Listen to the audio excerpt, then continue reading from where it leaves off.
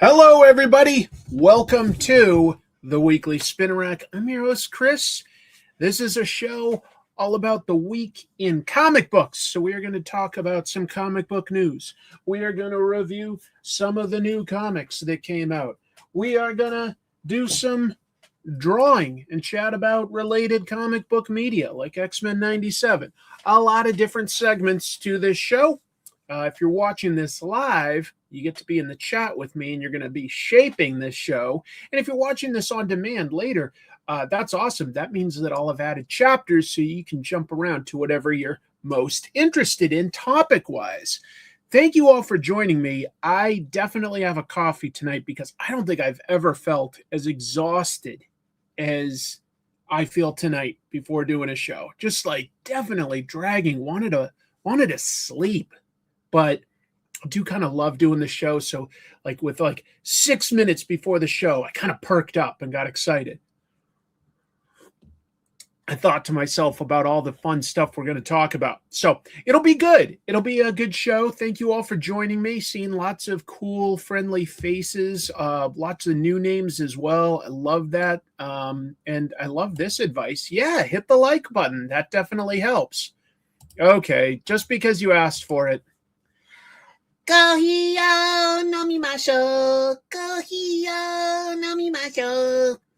just means I'm going to drink some coffee.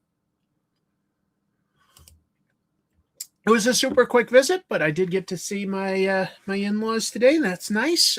We had a good day. Yep, Chrissy's doing well. Keeping very, very busy. Worked 3 days in a row just before this at my day job, which is kind of a lot when you're part-time. And then I work the next 2 days after this, but that's okay. It all balances out in the long run. So tell you what, enough preamble. You're here to talk about comic books.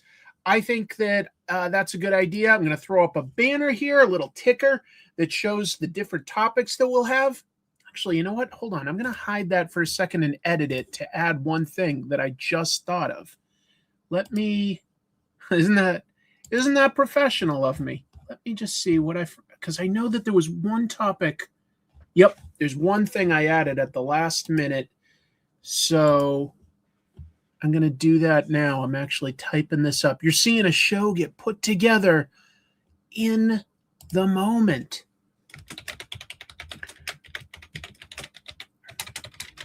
Let's make sure I spell it right. Yeah. Okay, good. Save. Now I'll show the banner, the ticker. And Mike, thank you so much. This show is my Monday nights. You know, I just want to give people a good start to the work week, right? Like we've got we're pacing ourselves like a marathon. This is at least something to hopefully just chill out or have fun with at the beginning of the week.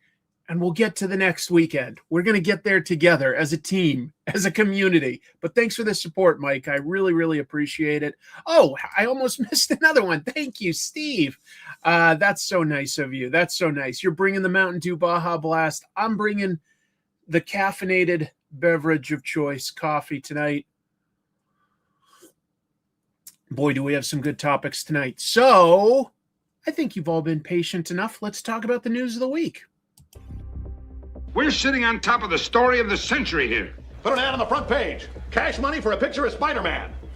He doesn't want to be famous, and I'll make him infamous. Hi, guys. This is April O'Neil from Channel 6 News, and I am here in beautiful New York City.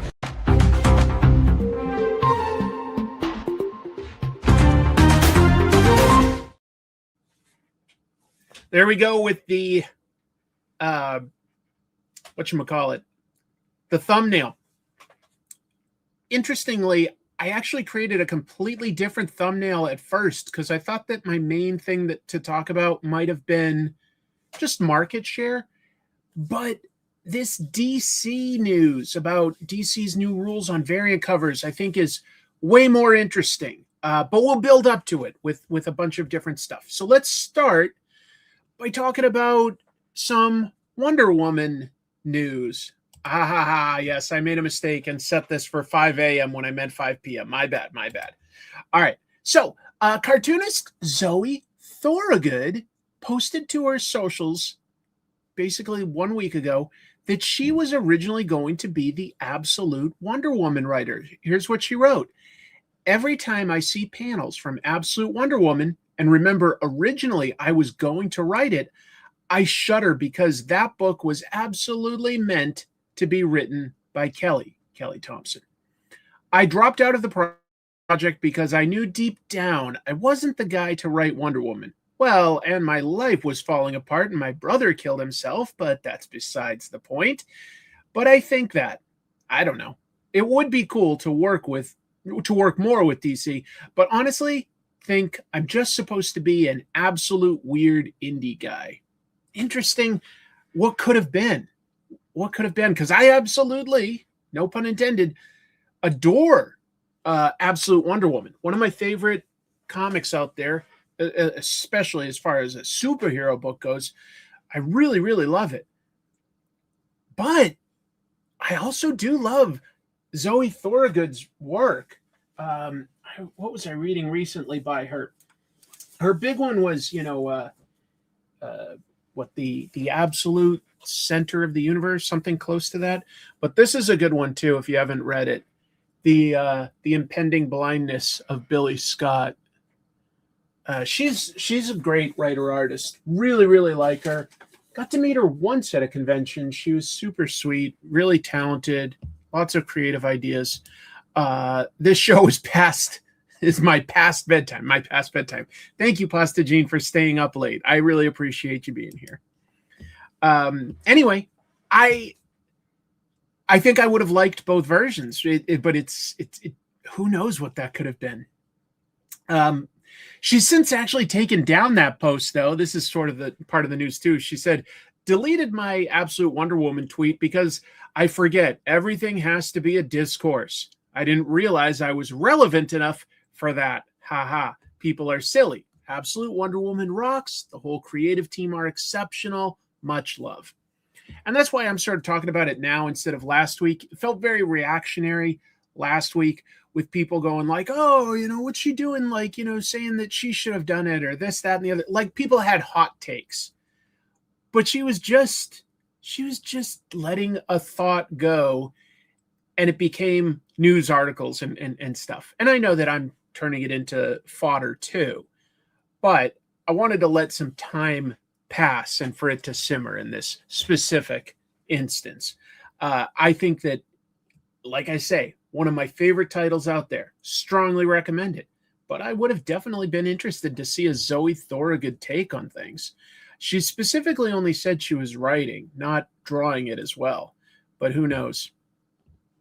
Oh man, yeah, we need these indie people. I'm going to have a lot of indie news tonight. I'm happy to say that as we go on, there's a bunch of related indie stuff. That's nice. I go back and forth between this and Absolute Batman. I like both of them. That's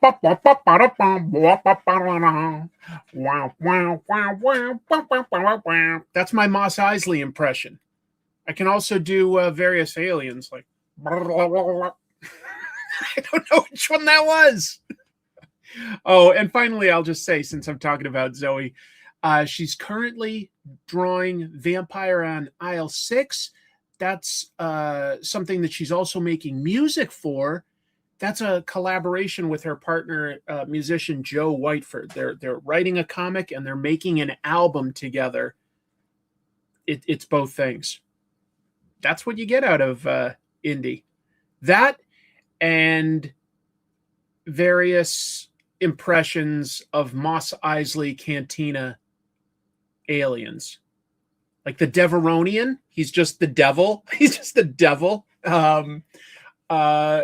I remember when Star Wars novels started up and were becoming more popular, there was one anthology that was like, Tales of the Mos Eisley Cantina. And it felt like every other alien was secretly slipping some spy information to the rebels about the plans to build the Death Star. And I was like, this is very redundant. Blah, blah, blah, blah. And don't forget, the original name for the Cantina Band, Figrin Dan and the Modal Nodes, they're called Jizz Whalers. Jizz Whalers. They don't call them that anymore. You're not going to see that on a toy. That's, yeah. What is it? She's got like a song. She's like, closing time. She's pouring coffee into like the head of an alien and stuff like that. He's got, ha ha ha. He's got a hole on top of his head. Yeah. That was from the Star Wars Christmas special, which is very, very boring. Let's see what other news we have. Absolute Batman Animated. So Absolute Batman writer Scott Snyder was on the AIPT podcast this week. AIPT, if you don't check it out, it's a pretty solid comic book news site. They're way more serious, not clickbaity at all.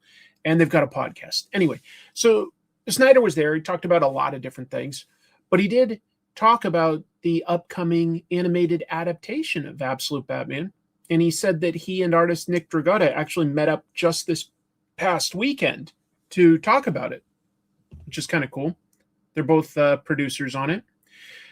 Here's a quote. The first steps are just writing a series format, kind of a Bible for the whole series, and showing how many episodes we think it is and the structure of it. So this is definitely early stages that they've announced this, that they're not even sure how many episodes yet.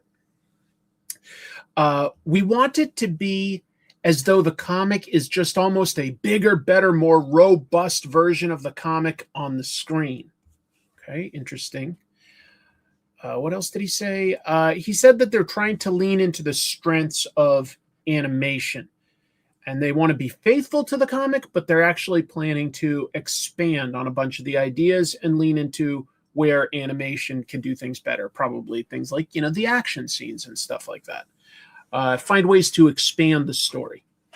So, sounds like not exactly Invincible, which is definitely the sort of most American version of the manga to anime pipeline, where it's very loyal adaptation. Sounds like this will be close because it does have the same creators involved. However, it's also looking like they're looking for opportunities to fit in new stories. I missed that, but that sounds like it would be really fun to put together. I did a few of those Blockies Transformers sets when they first came out, and I really enjoyed them. It was just, I kind of realized that even though they all looked cool, it was very repetitive. They were all the same. But hopefully these bigger model kits for the comic book characters are a little more intricate and a little different, I hope. Snyder's been doing really, really well the last several years, no question. No, they haven't really talked too much about exactly what style, other than they're looking to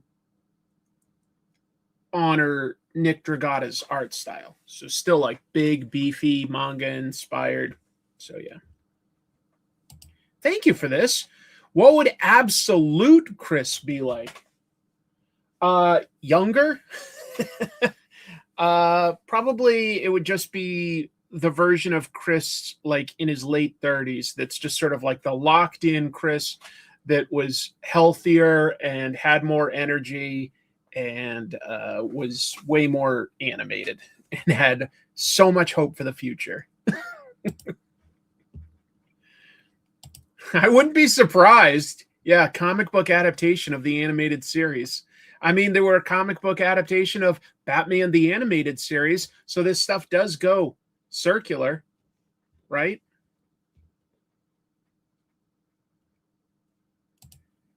Well, who knows? Maybe something like that would be possible. I think it makes sense that you start with Batman. It's the best known for a mainstream audience. But if it's a success, hopefully they lean into the fact that Absolute Wonder Woman's very, very strong. Or maybe they just do an Absolute Universe show where they adapt, their other properties too. Like it could be an anthology thing. You get a story arc of Wonder Woman and then a story arc of Superman, Martian Manhunter, Flash, Green Lantern. You know what I mean? That could be interesting. Danny DeVito should voice everything. Just a wonderful, calm, soothing voice. You know, the next time there's a Pixar movie about, I don't know, a garden where the flowers are all talking to each other, he can be the main flower. If you mean drive, like that I move my own butt, I guess that's sort of driving a dump truck. We've got other DC news like this that I never saw coming, but I love the idea of it. Folks, Entertainment Weekly broke the news that a live-action Jimmy Olsen TV show is in the works from DC Studios, starring Skylar Gisondo. I think that's how you pronounce his last name. Very funny. He was good back in the day on Curb Your Enthusiasm. I think he was a really fun character in the Superman movie. So we're getting a Jimmy Olsen TV show. Totally down for that. And let's see, the creators of it, Dan Peralt and Tony Yacenda, they made a fantastic, funny show on Netflix. I loved it. I don't know how many of you saw it. American Vandal, where they're trying to figure out who was drawing dicks all over the school. It was a fake documentary series. Very, very funny. Very, very funny. Yeah. Jizz Whalers, Skylar Gisondo. This is the Jizz show.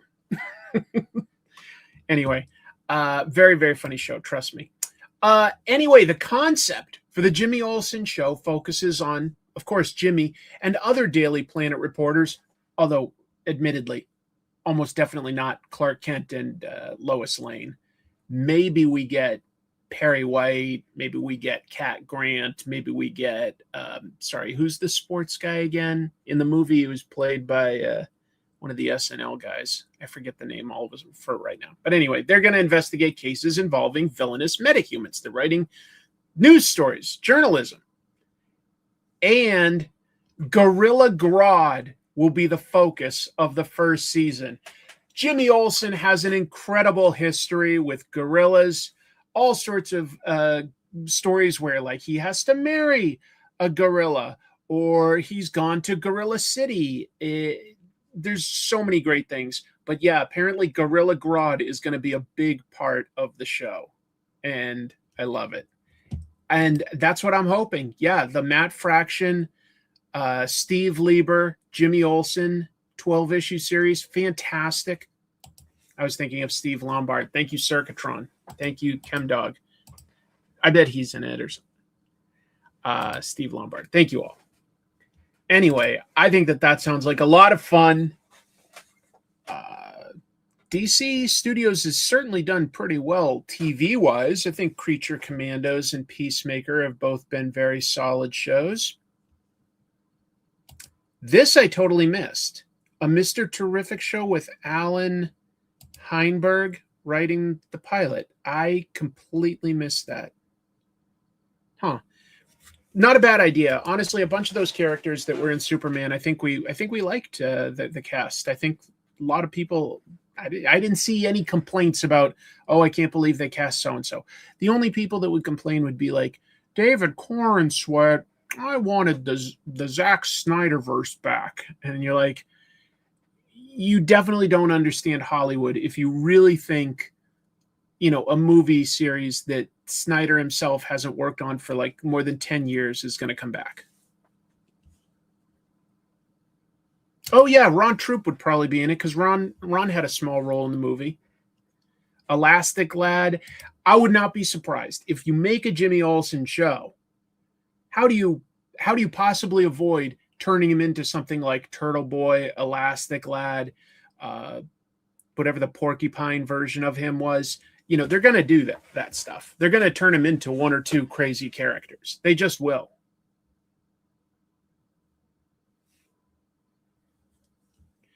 Well, who knows? Maybe Matt Fraction would still join it, but isn't Fraction pretty busy?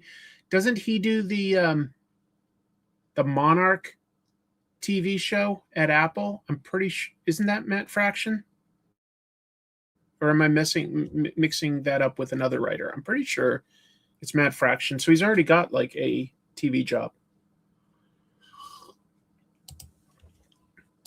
Yeah, in All-Star Superman, No, he didn't turn into Doomsday. Superman sort of did, and Jimmy had to use super science to slow him down. Really? I thought that Fraction was still involved in season 2 of Monarch.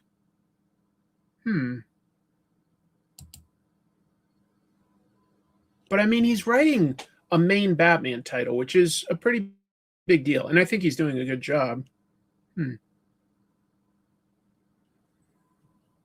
Fraction did leave. Well, Dave would know best. He's always interviewing him and stuff.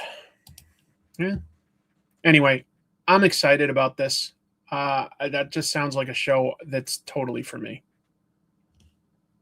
I think that one's really low on the priority list. Good point. Right. What am I thinking? Yeah, he's developing his own comic, Sex Criminals, with Kumail Nanjiani, his wife Emily Gordon, Sei Chun, excuse me. You think we'll see Henry Cavill as Superman again? I don't. Not even as a multiverse thing. No, it's been too long. Henry Cavill's great, and he's a good actor. I think that the writing let him down. I think he could have been a fantastic Superman. I don't think he ever had a fantastic Superman movie, and I think way too much time has passed. Yeah.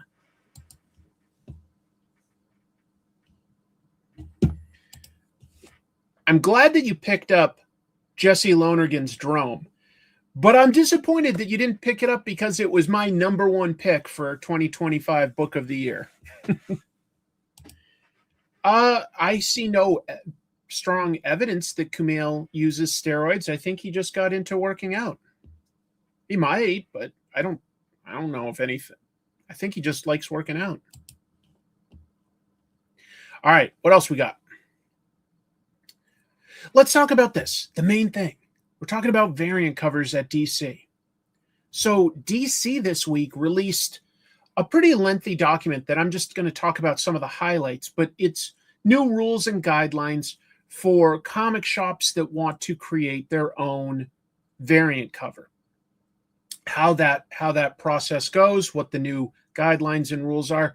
And this follows the fact that, like a couple months ago, we absolutely peaked with the most variant covers for one of these books ever. Issue 19 of Absolute Batman had 53 different covers across 23 different stores.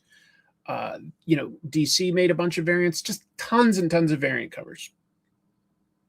And I think that DC is looking to sort of cut that back a little bit and control that, because that is a lot. And I think at a certain point, it does confuse the market and dilute it a little. I know that sometimes I will go to a comic book store and I'm looking for a book and I've overlooked it a couple times because I thought that it was just a variant cover for like either another book or a previous issue or something. I have made that mistake. But here's one of their rules that I thought was interesting. DC does not wish to support price gouging of DC's customers. DC strongly encourages retailers to limit the sales price of the variant to 1, no more than 5 times the suggested retail price of the corresponding DC comic book for unsigned variants, and 2, no more than 10 times the suggested retail price for the corresponding DC comic book for autographed variants. That's what they're saying. They think the absolute most that they should be upcharging is, because some of these places are charging a lot out of the gate for these books that should be like $5 or something, but they're going for like easily like $75 brand new before it even hits the secondary market on, eBay or Mercari or whatever else. Crazy. DC also states that while they won't provide the same variant cover art to another retailer, they do retain the rights to use that art in, say, a print ad inside the book or on future merchandise like prints or T-shirts or things like that. Like, even though, the retailer is paying for that variant, they don't get to just own that because it's DC intellectual property, and DC could reuse that art in other places, which I get that much. Minimum orders are 1,000 copies if you want a variant cover for either DC or Vertigo books. But if it's an absolute title, the minimum is 2,000 copies. So that usually means that it's a couple stores working together or a store that is a chain, because 2,000 is a lot of copies. But I think that I don't think that that's them trying to say like bump up your orders or anything like that. I think they've gotten so many requests for absolute variants. That's the limit that they're trying to set to keep the requests at a manageable level, which is a lot. Yeah, I think blind bags might be something that people aren't as hyped about. And I mean, it can be fun, but it can also be a disappointment. I think people like to have choice. I do. I think people like to have choice, but let's see.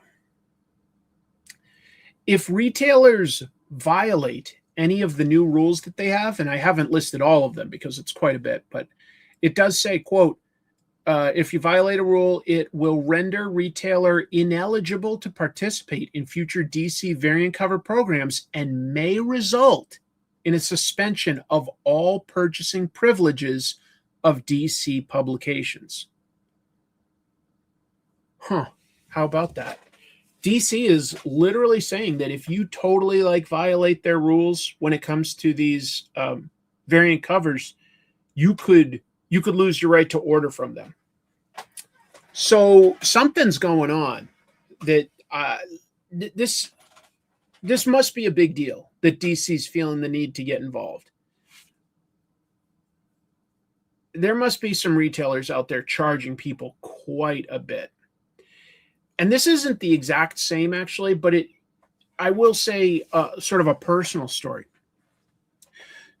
So there's a couple comic book stores near where I live, and I shopped at one for quite a long time. I liked the owner. So I supported his shop. What I didn't realize that he was doing for quite a while was he would take these variant covers and he would mark them up a lot. And I thought that was kind of standard practice until I looked at the other comic store in town, and they basically sell them for cover price almost all the time, minus some of the really rare variants. So if it's like a 1 in 25 or a 1 in 100, they just put them on the shelf at cover price. Now, if it's more rare than that, it might go up to $10 or $12, something like that.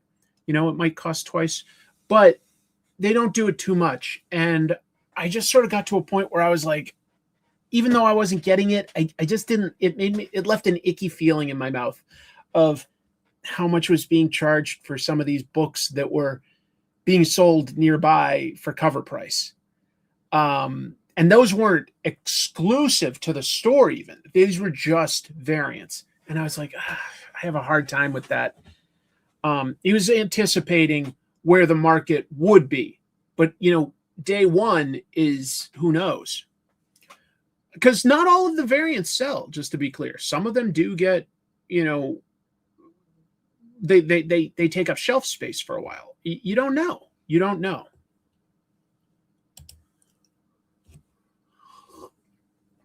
And I've paid a little bit more for certain ones too. If I see one by an artist that I really like, and I understand that it's, a little bit more rare, I'm totally willing to pay for that. Because to me, that's like buying a print or something along those lines. I don't think that the practice of upcharging is bad, but I do think that there are limits. And the fact that DC is we don't encourage price gouging the customers. Ooh, that's interesting. My local store puts lots of those incentive covers on the shelf for cover price. He orders a good amount. He sells them. He mostly sells them. I think you got to balance what you can make off of an individual comic with store loyalty and like wanting to have the customer keep shopping there. So yeah. But I did want to point out that not every retailer price gouges. I was just saying that my local store will sell a lot of them for cover price, or maybe 2 to 3 times what the normal price is, but not 5 times, not 10 times. And it can go over that. This one, I was talking to Nick Barucci, president of Dynamic Forces and Dynamite Comics, and he was pointing out, he goes, as far as like getting new variants, Dynamic Forces makes variants. For instance, they've got issue 21 of Absolute Batman by Jay Lee. Great artist. That's a top tier artist. And they charge $15 for it. As far as new variants that are done for a specific company, that's about as low as they go. Because they're ordering those minimums of like 2,000 copies. So to sell it for like, 3 times is well under what, DC is trying to prevent. And I thought that was honestly very fair considering what people in the marketplace are doing. So if that was of interest to you, I linked that specific one in the episode description, and you can look at their other variant covers. Personally, I do think that that's very fair. I do think that that's fair because it's an exclusive variant cover. But yeah, this is an interesting, it's an interesting sort of secondary market, but it should be mostly a secondary market. You shouldn't have the primary market automatically inflating the price. At least not beyond the pale, not beyond the pale. Yeah, that's because not every variant is going to sell. And maybe you can charge more initially. And there's that fear of missing out. Somebody's like, I love this artist. I'm not going to wait and see if it gets discounted. I'm going to pay a little bit more because this is my favorite artist. But then not all those copies sell. Well, then the store might knock them down. It depends on how important it is to you. The most important thing to me is getting to read the comics that I love. It's a pretty distant thing for me to go after a particular variant cover. I'll say this, though. Like this week, for instance, this book came out, a black and white version of Do a Powerbomb. So that's already sort of a reprint, right? Daniel Warren Johnson made about 5 or 6 different covers for this that he drew, new covers. And this book sold out this week. So it's going back to second printing. My buddy Dave in West Coast Avengers is a big fan of stuff like this. And he got one of every Daniel Warren Johnson cover. Like he pre-ordered that through the store.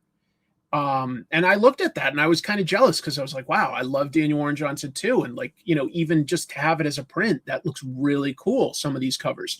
I just picked the one that I liked the most, and that was enough for me. But yeah. Oh yeah. It's fun. I think I talked on this show before. I got the French trade paperback of Do a Powerbomb because the French version printed it in black and white. And that's no shade to Mike Spicer, who does great colors. I just think that this does actually read really, really well in black and white. It's a nice looking book. I'll talk about it a little bit more later when we do reviews tonight. But I think it does read pretty darn nicely as a black and white book. Anyway, he made a bunch of variant covers. So yeah. But that sold very, very well. But again, that's also Daniel Warren Johnson. One of the biggest. Careful with that cover. Look, you're not going to see me doing TikTok videos where I pull out the book and I slap it and throw it on the ground. I don't know the name of that guy. There's like this ginger kid in like the UK or France or somewhere like that, or Ireland. And that's what he does is like he brings out his books and he punches them and he throws them on the ground. And those are his videos. You're not going to see me doing that, but I also am not like super into bagging and boarding and organizing my comics. They just go in piles. I like to read them. That's all that matters to me. Comic Pop. Oh, Comic Cop. I was going to say, like, it's not Sal. He's a mega dork. I don't know. I just saw it was listed in I don't know whether it was Instagram or Facebook, but it was like, a reel. And I just saw someone like bring out the comic and hit it and throw it on the ground. And so I clicked it and that was the whole video. And I was like, how is that content? But people were watching it. People were watching it.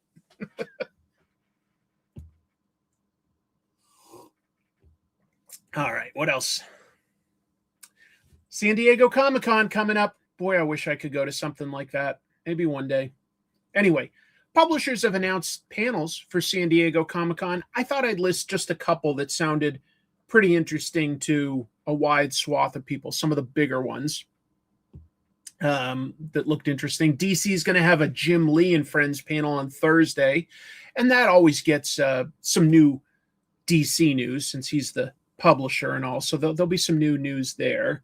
DC is going to have the new version of their booth. I don't know if you remember this, but last year they started this thing. The DC booth will now each year represent one decade of their history, moving from like 100 years ago to in like 8 more years, they'll hit their 100-year history mark. And so it'll bring it up to date, but they're doing a decade at a time for 10 years. Anyway, this one will be mostly the 1950s history. They'll also have those guide dogs that they named after Superman and Supergirl characters, guide dog puppies, for a little while on Saturday and on Sunday. That will probably be pretty darn popular and probably very heavily regulated so that the puppies don't get overwhelmed. But yeah. And then a Next Level panel on Friday, Absolute on Saturday. They've got a lot of their top creators signing. And that's one of the cool things, if you can get a publisher to have a booth at the convention, is they always bring their top talent for things like signings and portfolio reviews. Yeah, that's going to be so sweet. That's going to be so good.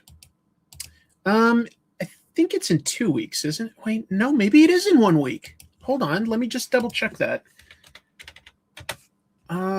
It's the 23rd. Okay, so it's in 10 days. Yeah, it's not this Thursday. It starts next Thursday. Not this week, but next week. So yeah, pretty darn soon. Marvel is taking over Hall H again. They haven't done that lately, but Saturday they're going to have, their big MCU panel. So I would expect a bunch of actors from Avengers Doomsday to be there, and I would expect Kevin Feige will sort of announce what some of the next movies that they're going to do are, which could be interesting. Could be. Finally, we can all talk about Hush 2. What fun! We can actually all grab our copies of Hush 2 and throw them on the ground together. Skybound is going to have a couple things that sounded interesting. A Robert Kirkman panel and also a variant cover panel with David Nakayama, among other people on that one. Both of those are on Thursday. So they're going to be talking blind bags, variant covers. That could be very interesting and relevant to like what we were just talking about. Skybound does that. What am I saying? Skybound does that. Every publisher does that right now. It'd be interesting to hear some insight from Skybound on what their philosophy is there and what they think the future will be. And Webtoon is going to have a big presence there. Skybound does, I agree, do the blind bags best because they'll do things like they add issues that you wouldn't expect, like, oh, this also included Marvel Team Up, or, oh, this also included ROM #1, or the next month's issue of a book. They do bigger surprises. Let's see. If you've never been to SDCC, and I haven't actually, you should definitely go at least once. I want to, but it's so hard when you haven't been there to plan ahead and know when it's time to get the tickets and then to book the hotel rooms. I would like to go. But let me talk about the Webtoon thing real quick. And it's nice to see you, by the way, Andy. Webtoon is going to have a big panel on Saturday with a few people. Their head of content, Ryan Lee, and some of their most popular creators. We've got Derek V. Song, who does Fantasy High. That's a very popular one, I know. Rose Oak, Not So Silent. And there's another book Rose Oak does. I can't remember it off the top of my head. Punko, who does Cinderella Boy. Also another book that I'm not thinking of right now. And they're going to be announcing what's coming next. So, yeah. Hey, it's my buddy Bronze. Never forget Hush 2 coming out as the day Chris did a comic signing for his Radiant Black release. Oh, is that true? I didn't remember that was also a book that came out that week. Thank you for driving out and seeing me that day. That really meant a lot to me. I appreciate it. Bronze Age Nerd does a great weekly sort of news show and shows community artwork like fan art and stuff. That's on his channel with the same name. He does it Monday nights at 8. I do mine at 5. He does his like 3 hours later. It's nice. It's a nice show. Check it out. Hello, Joe. What is the next piece of news? Boop. As long as I was talking about San Diego, I came across this, which is several restaurants in San Diego, and I could only list a few, but actually a lot of restaurants in San Diego sort of retheme themselves knowing that they're going to have tons of out-of-towners, and they're going to they come up with themed menus and themed food. Café de l'Opera, maybe, is bringing Poke Puffs to the masses. That's Pokemon-themed pastries, sure. Cloak and Petal has a bunch of Marvel stuff like the Spidey Sense roll, that's sushi, and Deadpool sashimi. So I think they're probably just renaming some of what they make, and a bunch of alcoholic beverages as well with Marvel themed names. What would that be? Give me any Marvel character, and I will come up with a drink for that character. Just give me a Marvel character, any character. I'll just go with the first one. Tonight I dine on turtle soup. Yes. I just said TMNT soup, but yeah, they should have turtle soup. Cloak and Petal sounds like a superhero restaurant. Okay, Namor. Namor the Vodkarina. And it's just a cup of vodka. And they're like, it's water. Cyclops would be something like just a ton of grenadine, which is basically red sugar. It's just like they go like, the crimson cup of Kittarak. Fin Fang Foom. Yes, Fin Fang Foom would be like something with like you'd muddle up a bunch of what's it called? Hold on, mint. You'd muddle up a bunch of green mint leaves, which would evoke Fin Fang Foom's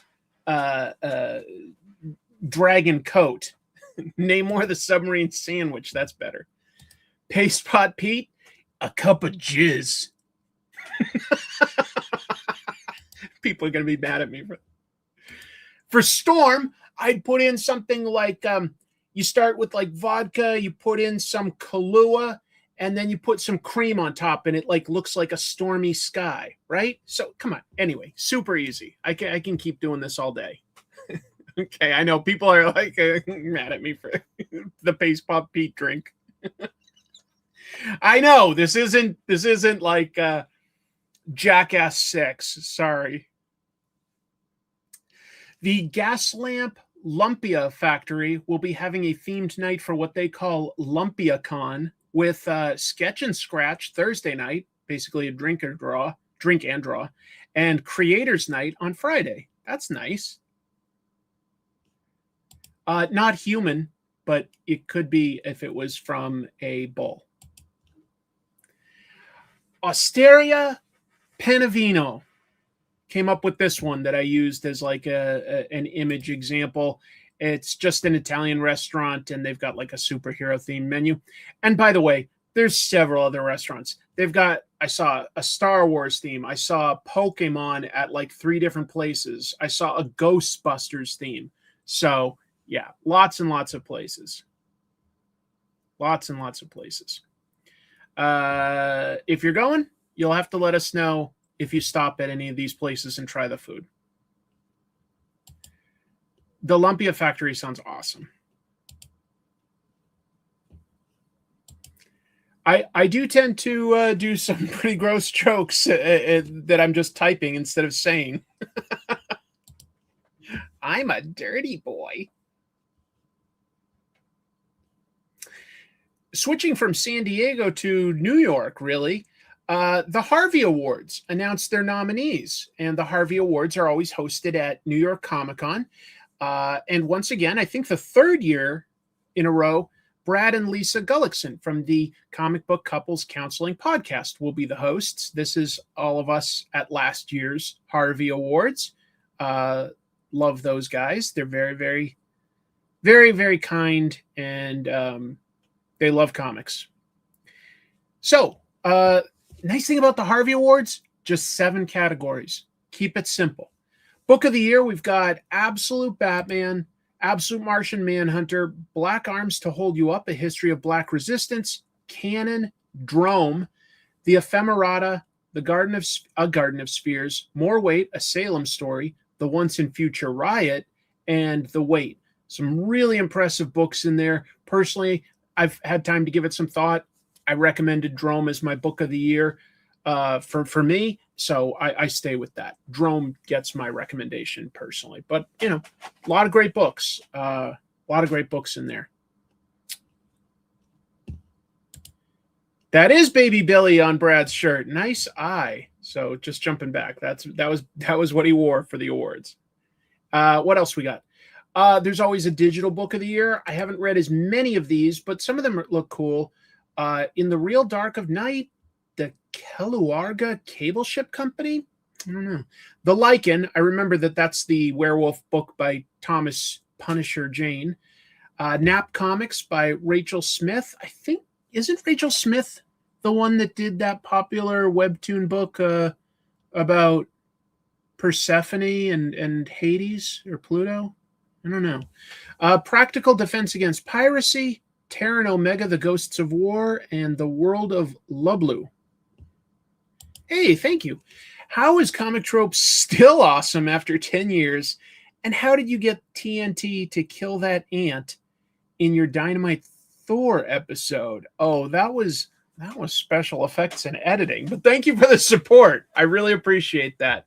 I'm still looking for some interesting Golden Age stuff for doing another one, but haven't quite found the perfect one yet. Come close and then gone, it's too short, or I don't have enough jokes. But we'll get there. We'll get there. Thank you very much for that.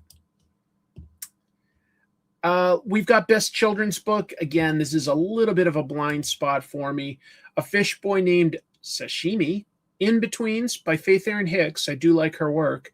The New Girl First Crush, Night Chef, and Young Shadow and the Watchdogs. That isn't like a Sonic book, is it? Probably not. Probably not. Thanks for staying up this late, Pasta Gene. We've got Best Young Adult Book with Angelica and the Bear Prince, Flip, Good Old Fashioned Korean Spirit, a graphic novel, Hello Sunshine, and This Place Kills Me. I'd probably go with this because I do respect Mariko Tamaki and Nicole Go a lot. They're really, really good. Best Manga. Really interesting choices. Billy Bat. He Rolled Me Up Like a Grilled Squid, Land, Miss Rookie, My Gorilla Family, and My Life in 24 Frames Per Second. Personally, I gotta go with Billy Bat. I don't know. Maybe I'm the biggest Naoki Urasawa fan in the world, but I love it. Yes, and I've even got notes towards especially the Phantom. It just hasn't quite, I haven't quite got the angle on it yet, but I would definitely talk about those. Definitely. Best international book. We've got Animan, Buff Soul, Mary Payne, Nocturnos, Theodora's Letters, An Enslaved Woman's Fight for Family and Freedom, and Witchcraft. A lot of Fantagraphics and Drawn and Quarterly love. Very impressive there. Very impressive that all of those are by those two publishers. Congrats on all those recommendations, but I'm not 100% sure. Maybe pick it up for your daughter. See if she likes it. And finally, Best Adaptation from a Comic Book or Graphic Novel. Season 5 of The Boys, Chainsaw Man the Movie, Rezark, Demon Slayer Infinity Castle, Invincible Season 4, Lego Batman Legacy of the Dark Knight, My Hero Academia's final season, One Piece Live Action Season 2, Peacemaker Season 2, Spider Noir, and Your Letter. I guess X-Men 97 didn't come out quite in enough time to get nominated. That would be my guess, because otherwise I think it would be in there. That's a little trickier for me. I enjoyed several of these things quite a bit. I personally kind of lean towards Lego Batman Legacy of the Dark Knight. I think it's a great mix of Batman's history. It represents comic book stuff, TV stuff, cartoon stuff, previous video game stuff. It has Matthew Berry as Bane, which is hilarious. I think I'd have to go with that personally. Kind of tricky. But anyway, some interesting nominations. I think that the Harvey Awards will be a really fun night. Let's talk about market share and what changes there are. I think Invincible might be the odds-on favorite personally. That was a very highly reviewed season 4. So anyway, Prana Market Solutions, who also published the book Comics, the magazine, released the market share for publishers in all of June, as well as for the first week of July. And I thought I'd share that. There's a few ups and downs. Here's June compared to May. DC Comics has just over 40% of the market share. That's, I think, the biggest they've basically ever been, minus certain, like the very beginning of Golden Age. But that's about the same as what they had last month. Marvel is at 33%, a little bit over, and that's actually up about 1%. They've been losing market share, but in June they went up a little bit. Image, almost at 15%, about the same. Dynamite, very impressive to be the fourth one there. 3% of the market is very impressive. That's probably, a lot of that is due to how popular Ben 10 is. You know, I'm very excited for their Buffy and Angel books. I love Supernatural. So they've got some good properties. I know that, Space Ghost continues to do very well, but Ben 10's really, really popular. So that's definitely helped them. IDW, 2%, about the same. Dark Horse, 1.5%. So that's actually down about 1%. They lost a little market share in June compared to May. And then the rest weren't really represented too much in May.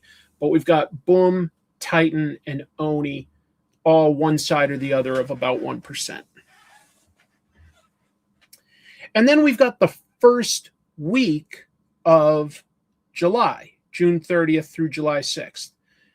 DC Comics, look at that. They went up in that first week, up almost 4%, 43.7%. Marvel went up a tiny bit too, just a tiny bit though, not a full percentage point, about half a percentage point. Image went down a little bit from 15 to 11. Dark Horse went back up to what I would say I usually see them at. Dynamite, a notch down. They almost traded positions a little bit. IDW up a notch.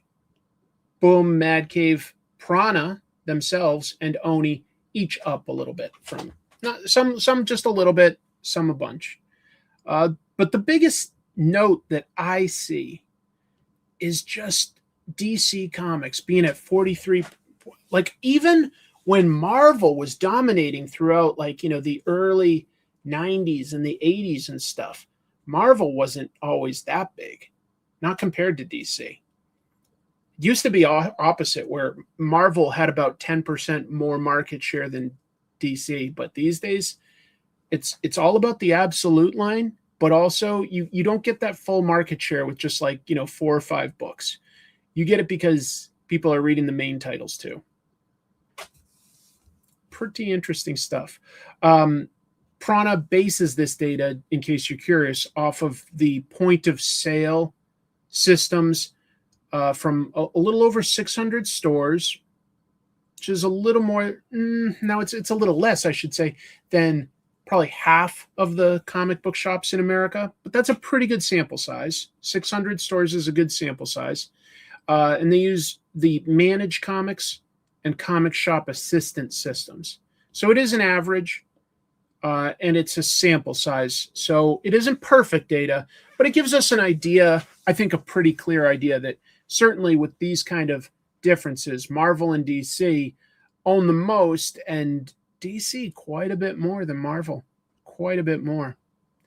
DC's been doing very, very well for a couple years now, more than about between 2 and 3 years. They've been doing very, very well.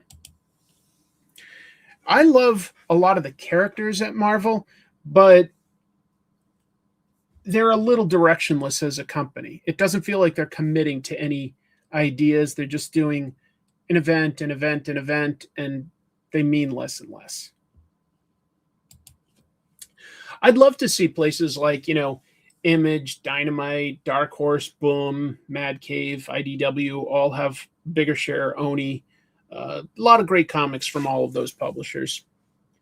But, one thing to factor in is the amount of time that these companies have been around. And that does give them an advantage in knowing chains of distribution. They could probably do way more than what they're doing right now if they cared. If their parent companies cared about turning this into a profit center instead of an intellectual property farm, there are dials they could switch to get this stuff distributed into more mainstream places like grocery stores and bookstores. They'd get beat to hell and they wouldn't be in pristine condition, but they could get way more copies out, bring the cost down if they cared. Image is a lot more than Robert's stuff. Like, don't get me wrong. Robert has helped the company a lot, and that's why they made him a partner. But there's a lot more books than just what Robert makes. A lot more. You do not get to 15% of the market with just, 6 or 7 Robert Kirkman titles. Marvel does still, I want to say that, I really like their Fantastic Four book right now. I like their Infernal Hulk book right now. But as a line, it doesn't interest me a whole lot. Todd does a ton of books. You're right. Todd does a ton of books. So, and you know what? These days, Youngblood's selling well too. So they've got a bunch of books. But the ones I like the most at Image right now, there's 3. The ones I like the most, and there's a bunch that I really enjoy. The ones I like the most are Escape, Royals, and Feral. Those 3 books at Image are some of my favorites. But I still enjoy a bunch of the Energy Universe stuff. I enjoy Blood and Thunder. There's a bunch of stuff at Image that I like.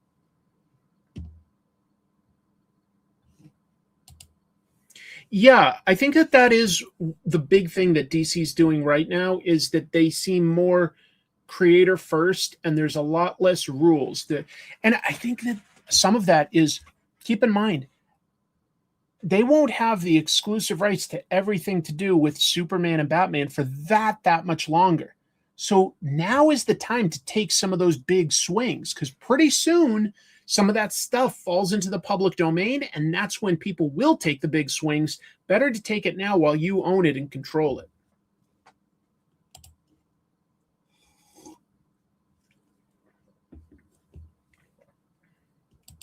Fantagraphics is great. So is stuff like Drawn and Quarterly. But small press, top shelf, that's part of IDW really. But they're much smaller. And now that I think of it, I wonder, I think that this does still account for those books. But keep in mind that they do sell a lot of their stuff in the book market. This is counting what's sold in comic book stores only for market share. But Fantagraphics probably balances that out by selling a lot to bookstores, libraries, schools, specialty museums. They sell to a lot of these places that Marvel's not going to, you're not going to find a Fantastic Four book at the Smithsonian. I mean, maybe if they did something about Space Museum, I don't know. But Fantagraphics might have some interesting sort of history books or cultural books that could be in museums, that as just one example. But that wouldn't really be accounted for in the point of sale system that's at comic book stores, just to explain. Yeah, I like Something is Killing the Children a lot too at Boom. Boom has a few good books.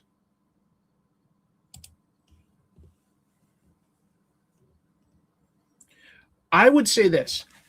In the last 2 years that DC will have still complete control over Superman, where none of it is quite public domain, expect to see tons of Elseworlds ideas so that they still own that idea. They're going to flood the market with Elseworlds at some point. Maybe it'll be sooner than that, but I expect at some point DC will just sort of be like a few years of Elseworlds stuff so that they can sort of grab those big ideas. Hey, Tradd Moore back. It's been a little while since we've seen a Tradd Moore comic book with internal art and stuff. I think Doctor Strange Sunrise, right? Anyway, Tradd Moore is going to write, illustrate, and color his first creator-owned solo series. Like, he's doing everything. He owns it all. That's pretty exciting. It's called Touch Me Someplace Nowhere, and it's going to be published by Oni sometime in 2027. No specific date yet.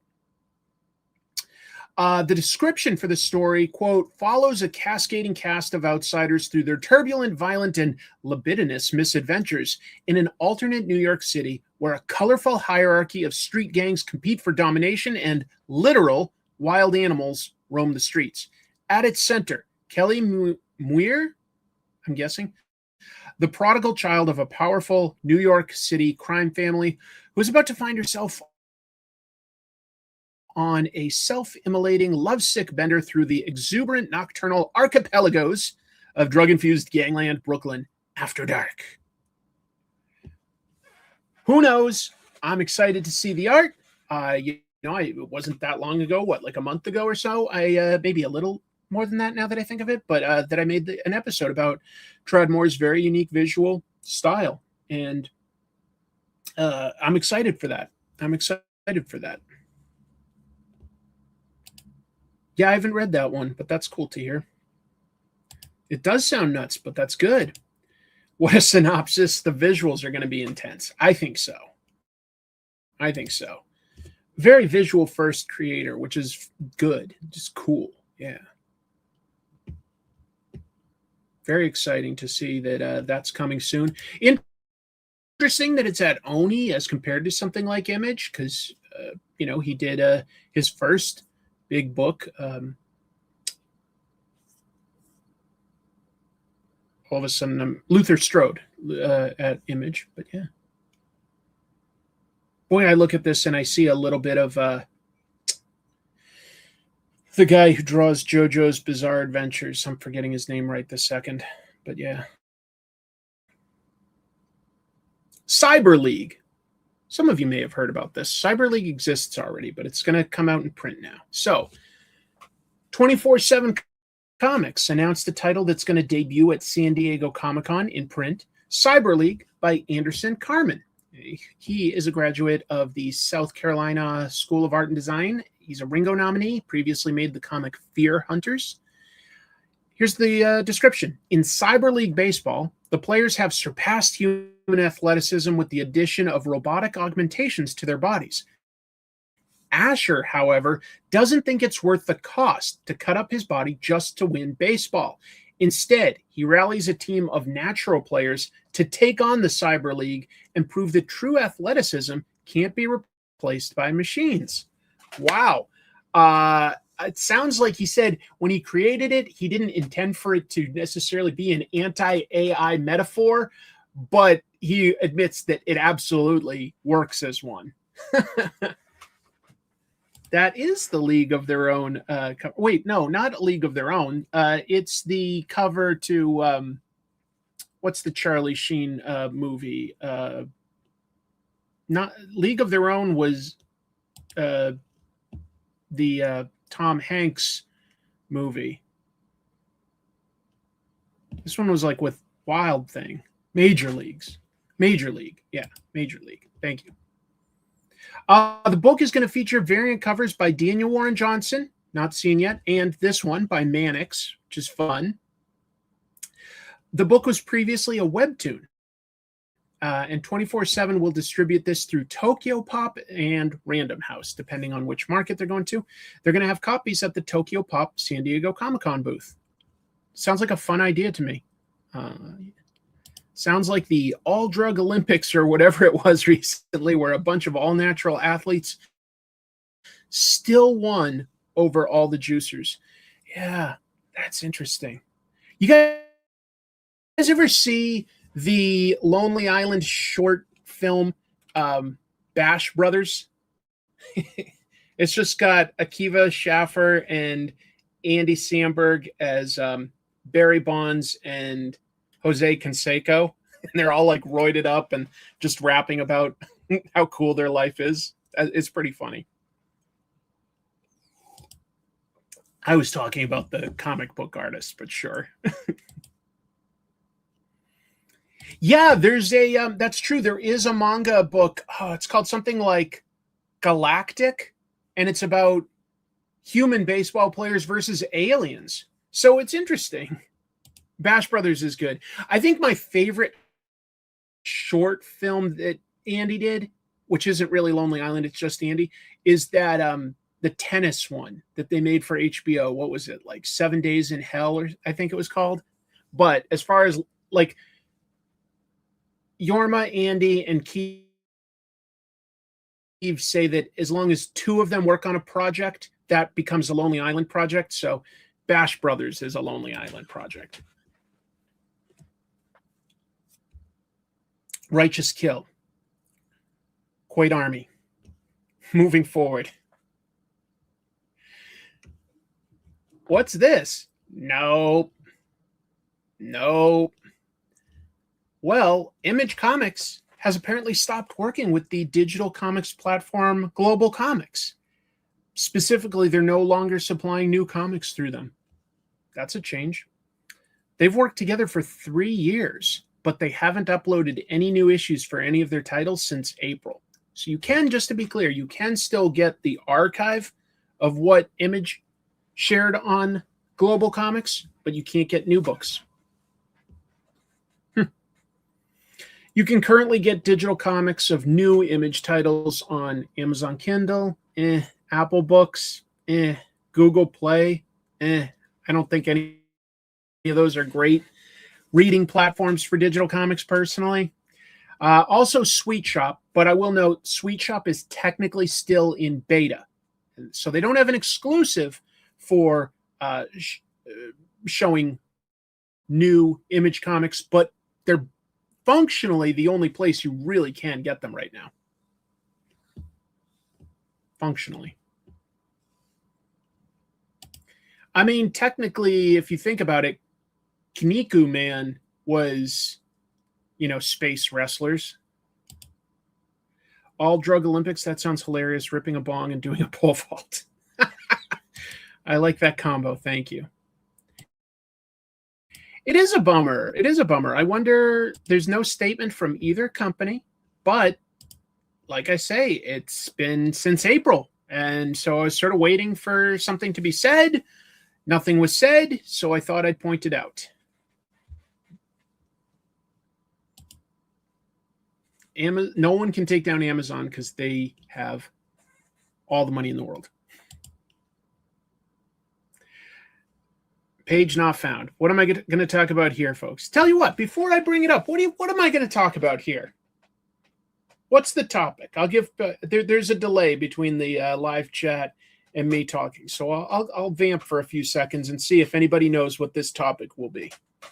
What's this page not found topic going to be?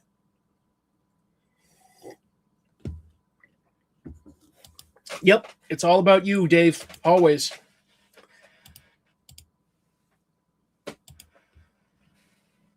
Oh, first one to get it. There we go.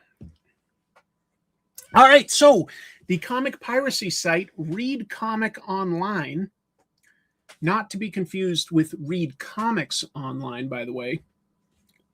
That's something I learned reading this story. But Read Comic Online shut down for a couple days 2 months ago, but has now been down as of the 1st of this month, which is interesting timing. But as of the 1st of this month, boom, down. And no update from site administrators or the people that I don't know, do the site. I mean, I don't understand how it works, to be honest, because they put up brand new comics like the second they come out. They've got a massive archive of like, Marvel and DC and Image books and all that. But they have ads on the site. And I don't understand how that works or where it's hosted, that they got away with this. But yeah, it is gone. Speculation on Reddit, just trying to find something since there's no official comments. Speculation on Reddit was that it included the manga Guardian of the Witch and that Viz took it down with a copyright claim. That makes a little bit of sense to me because manga publishers are way more into protecting against piracy than the average American publisher, but I don't know if that's real. Users of the site complain that it had the biggest archive of comics, including many that are out of print or not easy to access outside of the US. I kind of get that part of the argument, that's a bummer not to be able to access this stuff. To me, that also means it's part of the fun, but that's me personally. Like, I think I told you guys, I heard about the Jaws manga, and I love Jaws, and I love manga. And I spent 10 years looking for this. I enjoyed that hunt. It meant that on my visits in Japan, I was looking at all sorts of stuff, but I was always looking for this. It took me 10 years and I finally found it. And I felt like that was a personal accomplishment. It felt cool to find that. But not everybody, I guess, likes the hunt. Some people just like to read. Conversations on social media, I keep seeing it pop up. They range from arguing about compensating creators properly. I mean, this is theft, to having that library and also things like sharing similar pirate sites, or arguing that in the past, this site apparently has been down for up to 2 weeks. So maybe it'll come back after all. I don't know.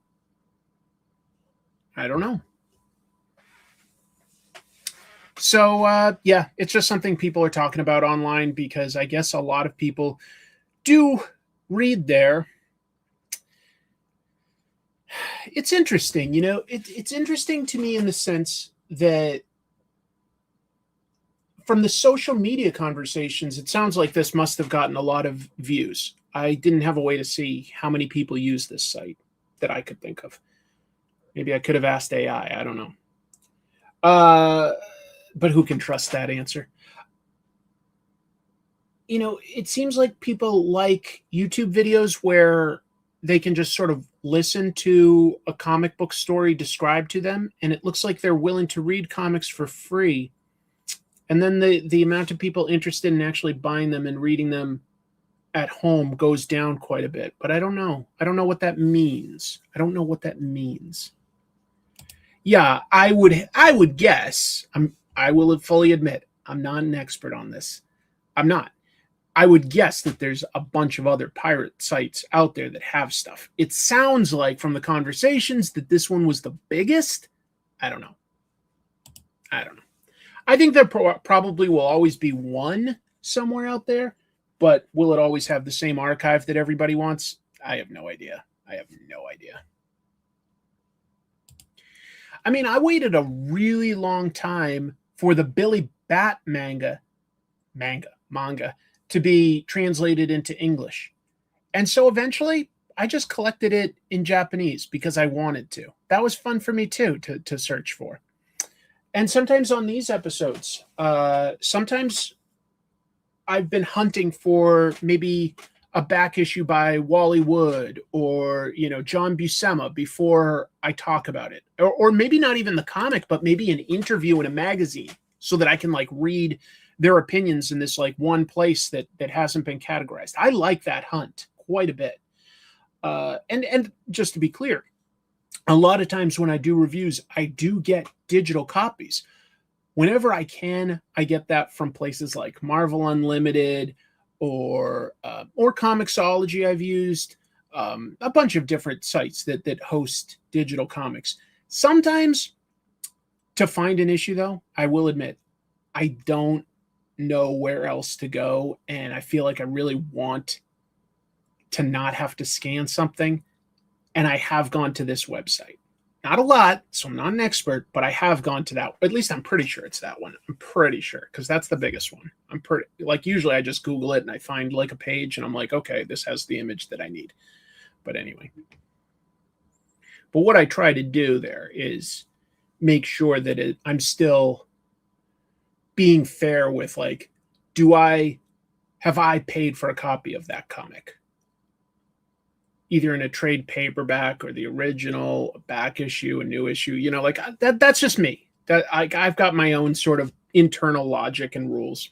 But yeah, it's helpful when you don't have an LCS, but definitely not better than a real book. Depends on what people like. Yeah, my guess is that piracy isn't a big drain on comics.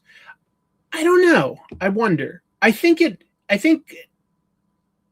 net does take from creators more than it creates new readers. I would not believe easily anyone that argues that it creates more new readers and sells more comics. I don't think that quite passes my sniff test for logic, but nobody that I know of has ever done a study. There's a lot of people that write articles about comic book history or how it relates to sociology and stuff that are published every year through university presses, right? It's like a thesis paper or something. I would love it. I would love it if somebody did a big deep dive analysis on, does piracy increase or decrease paid readership? I think that would be very interesting to know. See, I think that there's always a possibility for that stuff to be reprinted. Fantagraphics does a lot of Disney reprints. I think that there's and Disney maintains the best archive of stuff ever. They can pull stuff up whenever they want. I don't know if you saw this. Disney is now redoing some of their animated movies for the hearing impaired. And so they've changed the animation so that people are talking in sign language. And that's amazing. That means they're pulling archived files and stuff and modifying them. Because the background will stay the same or something, but they'll change the actual animation for some of this stuff. That's amazing. So Disney has the best archiving system ever. See, I don't even know that one. Read All Comic is down too. But I would imagine there's a bunch. I did a PhD on comics, and many times I went to read comics online, despite having the comics in paper and having subscription to Marvel Unlimited and Infinite because it was easier to manage. Yeah, and that's what I'm saying. I have done that sometimes, where I own the book, but scanning it is just going to take me ages. And so I paid for it. If I'm accessing somebody else's scan, I don't see that as hurting. But who knows? Maybe somebody would say that that's bad too. It brings in new readers. The number one reason I started buying comics. Well, but see, wait a minute. That's a fallacy. You're using your personal experience to say that that's what everybody would do. And that we don't have any evidence that that's true. I'm not saying it never does, but I'm saying on the whole, does it take or does it create? I don't know. Well, just thought it was something interesting to talk about. What else we got? Comics Wellspring. So Comics Wellspring is a popular printer for a lot of indie publishers, or basically creators that do crowdfunded comics or do their own website and they're trying to put out their comics. It's awesome. There's a lot of these, but Comics Wellspring is definitely one of the bigger ones. But this week they announced that they have to suspend operations due to, quote, unforeseen operational challenges. I mean, that sounds like, like a money flow problem, but yeah. They have let their customers know that they're not printing right now, and they've refunded payments to creators who had books in the works. Obviously, that's going to be a delay for a lot of people that maybe already had a successfully funded crowdfunded campaign or already had the files at Comics Wellspring. But this money at least is getting refunded. Comics Wellspring, they're actually currently directing creators to Greco Printing, which is the original founders of Comics Wellspring, because they've gotten rid of non-compete restrictions. So they basically, Greco Printing and Comics Wellspring spun off or at some point in the past, and Comics Wellspring had a non-compete with Greco Printing, the original founders, to say that they wouldn't do comic books. They could do all sorts of printing, but they couldn't do comic books. Well, since Comics Wellspring can't currently fulfill this stuff, they got rid of that clause. So at least they're directing them people somewhere. That's kind of nice. That's kind of impressive. 1 year ago, Comics Wellspring, it was like July 15th of last year. Today's July 13th of 2026, but July 15th of last year, Comics Wellspring announced that they would be the printer for original indie titles hosted on GlobalComix. So people thought that Comics Wellspring, if anything, was still on the rise. So this definitely came as a big surprise. I saw a lot of people expressing shock that their project was going to have to find a new printer now. I think that printing smaller quantities has become a big challenge. I know that my buddy Jim Mafood, who's often, in the chat room, and we do the show Trash Movie Bonanza together, Jim just had a successful crowdfunded campaign for Arachnid Enforcer, and he did have to find a different printer than he used for his last crowdfunded book, Savage Street Vigilante, because the prices didn't work. I don't know who he used this time. I forget. But he did tell me that, it was a bigger challenge the second time for that step to find the right printer. So that's too bad. That's a big challenge for people. You've done 10 issues with them. I mean, who knows? Maybe they come back. They didn't say that they're closing, but they did say they're suspending operations right now.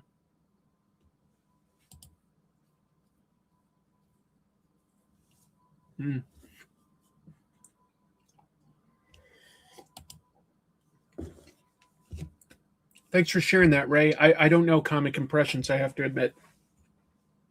It's been a while since I've self-printed stuff. I remember, I think the last time I did could have been more than 15 years ago. And I used Kablam. I don't know if they're still around. That's what I used last. Oh, there's no question that Absolute Batman has brought in new readers. No question. The numbers don't get to where they are by feeding off the existing fan base. They keep going up. So they're definitely bringing in new readers. And I think a lot of manga brings in new readers eventually, as well as the young adult books that they have out there these days by people like Raina Telgemeier. I think that absolutely brings in new readers. But anyway. Oh yeah, I've heard of Mixum. I've heard but I think that it depends on how many copies you're making, what kind of cover, what kind of paper, what kind of coloring, if any. So tricky. Kablam is still around. Okay. So there's Kablam, there's Mixum, there's apparently Comic Impressions, there's Greco. So there's still options. I mean, you could probably call a local printer and maybe they'd have to print it at more like a magazine size, but they might be able to handle things for you. But comic book printing is a little different. They have slightly different dimensions generally than regular paper sizes, so there needs to be a trim involved. Some things don't involve a trim. And then, you know, you're definitely going to be stapling it a certain way, or if you're making a trade paperback, binding it in a certain way. So there's a lot of tricky stuff to figure out here.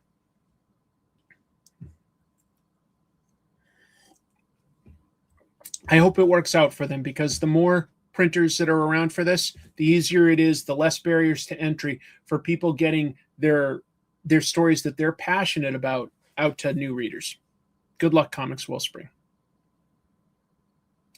Who saw this coming? Not me, but it's Judge Dredd's 50th anniversary this year. Or is it next year? Might be next year now that I think of it. Sorry, it's next year, because I think he started in 77.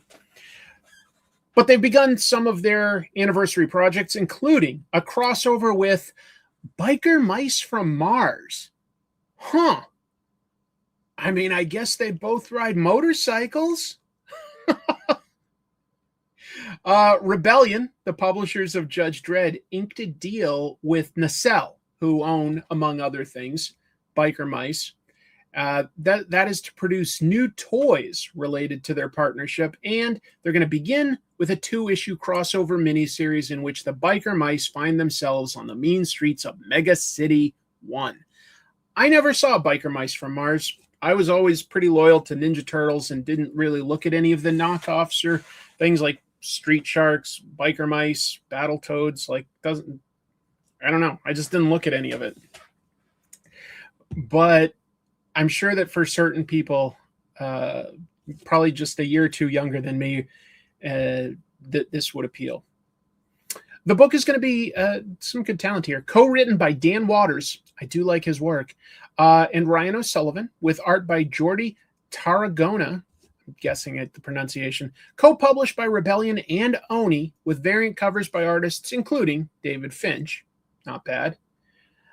Meanwhile, as long as we're talking about, like, this was a partnership to create toys, and the comic will basically promote it, I wanted to talk about this toy. Rebellion also partnered with Hiatus. They make smaller figures, 6-inch and smaller scale, but like really posable, really detailed. They're going to produce 1/12 scale Judge Dredd figures in black and white, like his comic books. I like that. Pre-orders can be made on their website, the Hiya website. It is $100 though, so it's not a cheap toy at all. Very, very pricey actually. And that's to be released Q1 of 2027. In other words, as part of Judge Dredd's 50th anniversary. But if you're a huge Judge Dredd fan, you might want to look into it. Yeah, they didn't do the 8 billionth Godzilla crossover. They didn't do the 8 billionth. That will be me. I would love to do a Godzilla story. I'm sure I could do one. But anyway. Finch really won me over in a big way with his book with Kirkman. What was it called again? Sorry, the one Skinbreaker. $100, but he's fully painted and has a fully fabric suit on top of a hyper-articulated body. Probably worth it. I mean, Skinbreaker. I know. It just took me a minute. I'm bad at names. What I like thinking of is that if something like this Hiya toy did well, maybe they could do some of like, oh, no, you know what? I was just going to say maybe they could do some of Judge Death. They did do a 2-pack before in color.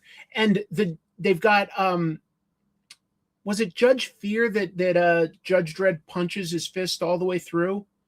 Because there's Judge Death, Judge Fear, and another dark judge who I'm not thinking of. I think it was Judge Fear that he goes like, the fist of Dredd, and he's punching right through the head. Anyway, you could replace the regular head with a head that has a hole in it so that Judge Dredd can punch through the head. It's a great Brian Bolland image. It was Judge Mortis. Thank you. Okay, Judge Mortis. Thank you very much for that. I think those might have been 1/18. They were a little cheaper, but it was a 2-parter. Gaze into the fist of Dredd. So good. So good. Hello. That was Judge Clarence Thomas. Gaze into the fist of Dredd, Clarence. Yeah, that would probably go something like, I am the law. And she would reply, sir, shut up. That was a pretty good impression, right? Anytime I can do an impression, I'm having a good show. I'm keeping you company while you go to a Mexican restaurant to yell at them for giving my girlfriend a container of shredded cheese instead of queso dip. And we've got a nice angry face to exemplify that. The Fist of Dredd was Judge Fear? Oh, and Circatron was just telling me who the other Dark Judge was. Yeah, so I remember right that it was Judge Fear that he's punching the head off, but yeah. Why don't you draw it, Mike? You're the artist. But maybe I will at some point. Maybe I will. That would be fun. What else we got? We got a couple more pieces of news. The Mask. God, the original 2 Mask miniseries are very cool. Evil Dead Burn director Sebastian Vanacek, who I believe is from France, he was promoting his new movie this week. I saw it. I'll talk about it at the end of the show when I'm drawing. Don't want to talk about it yet. But he was doing a Reddit AMA to promote the movie, and he revealed that he wants to reboot The Mask as a movie.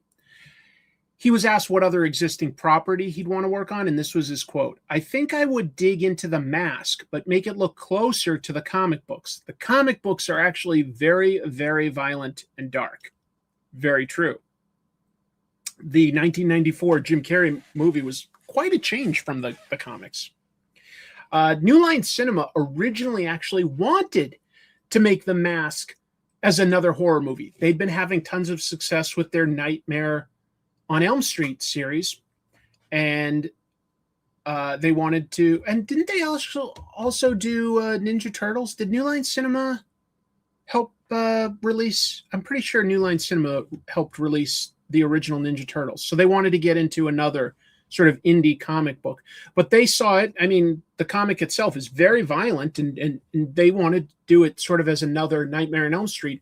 They got the director of the third one, which is probably the second best Nightmare movie after the first one. You could argue Wes Craven's New Nightmare is also really good. But anyway, Chuck Russell. And Chuck revealed that he was like, I want to do something different, and I think you guys need to do something different. Like, they were setting it up, he's said in interviews, as like a new Freddy Krueger. And he's like, you've got that. Let's do something different. Let's do it as a comedy. And thank goodness he did, because, man, I think it really propelled Jim Carrey's career in a massive way. And it's a good movie. It's not tonally very similar to the comics.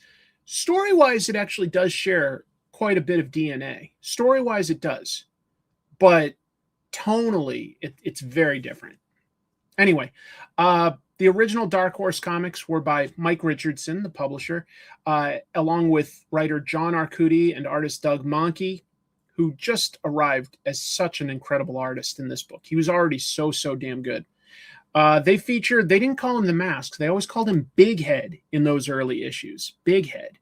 It was a supernaturally empowered Stanley Ipkiss, like in the movie. But he gives into his anger when he puts on the mask. It gives him the ability to change reality.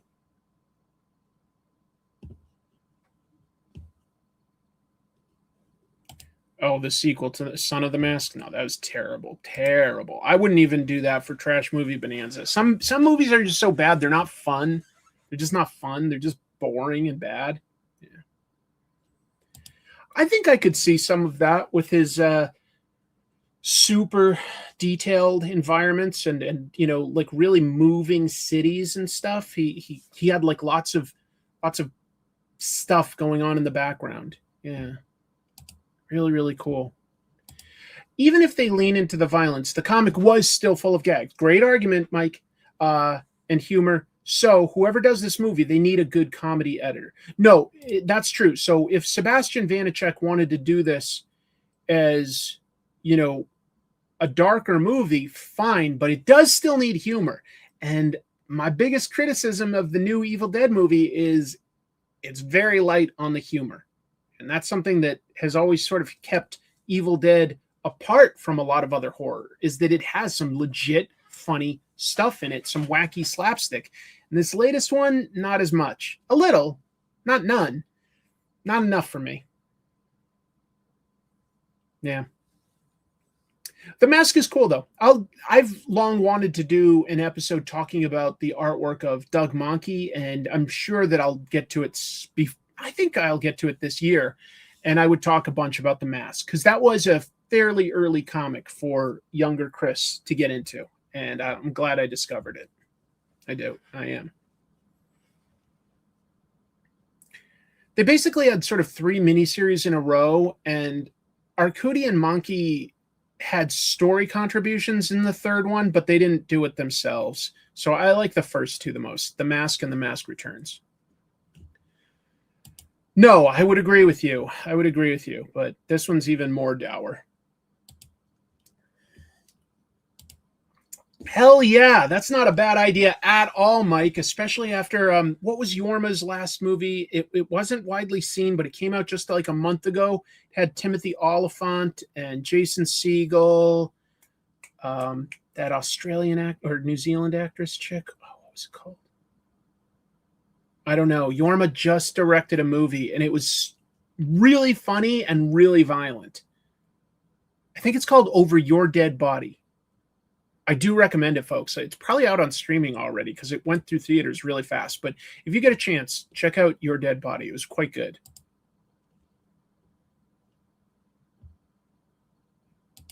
I don't think I read that one, no.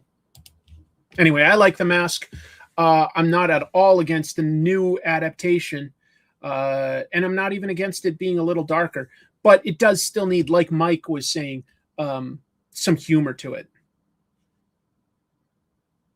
The Phantom Road. I like Jeff Lemire as a writer quite a bit. I have to admit, I haven't read this book, and it seems I'm not the only one.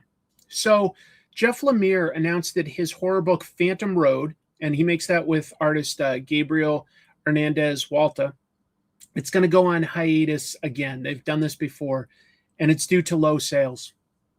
So the story follows Dom, a long-haul trucker, trying to outrun a tragic past. He stops to pick up Birdie, a survivor of a horrific car crash, and then they're pursued by terrifying monsters. It's cool. That's a cool premise. Lemire posted this to his Substack, his newsletter. I've been getting a lot of questions about the return of Phantom Road lately, so I thought I'd drop an update and some explanations. First off, I love Phantom Road. I wish Gabriel Walta, Jordi Belair, and I could keep it going monthly. But the truth is that sales have just not been there to make the books sustainable. Phantom Road launched at an odd time a couple years back when the comics industry was in a real lull. I can talk. And the initial sales were not what we'd hoped. And unfortunately, it got to the point where Gabriel had to take other work to make his living, and we've had to put Phantom Road on another hiatus.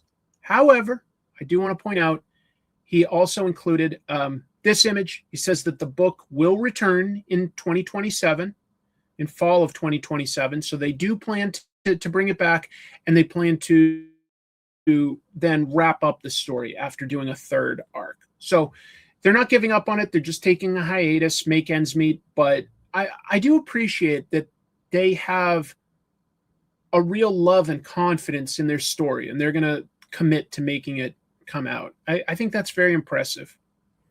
And I think that people will eventually discover it. You know, Jeff Lemire has written a lot of great books, right? Sweet Tooth, all sorts of stuff at DC.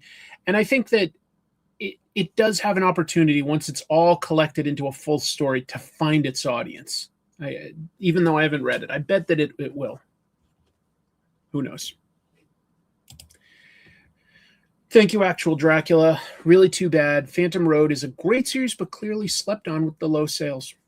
At least At least I appreciate, though, that Lemire is being so transparent with his audience, saying, like, here's what's happening and why. I've heard some good things about Firestorm. That's cool.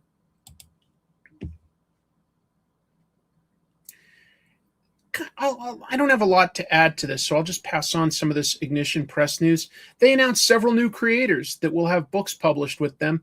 They're sort of gearing up for San Diego, and they're doing a bunch of announcements ahead of time. They announced that they're going to be working with Ben Templesmith, Brian Level, Christopher Mitten, Dan Waters, Seth Peck, and Stephen Green. Great artist. Phantom Road will get its own natural conclusion. That is the plan. Anyway, Ignition hasn't announced what these new titles will be, but they also say that they're going to have several more announcements before we get to San Diego Comic-Con. And the new publisher has a really impressive list of artists and writers who they're already working with, or they've already announced projects. Jeremy Hahn, of course, one of also the founders of the company, Cullen Bunn, the Miranda brothers, Leah Williams, Stephanie Williams, Cy Spurrier, Carrie Randolph, Joanne Sterer, Marika Cresta, Aneke, Alex Lins, David Baldion, Danny Luckert. A lot of talent there. I just wish that they would tell us what some of the books are. Hopefully we'll get that soon. I don't know anything about that.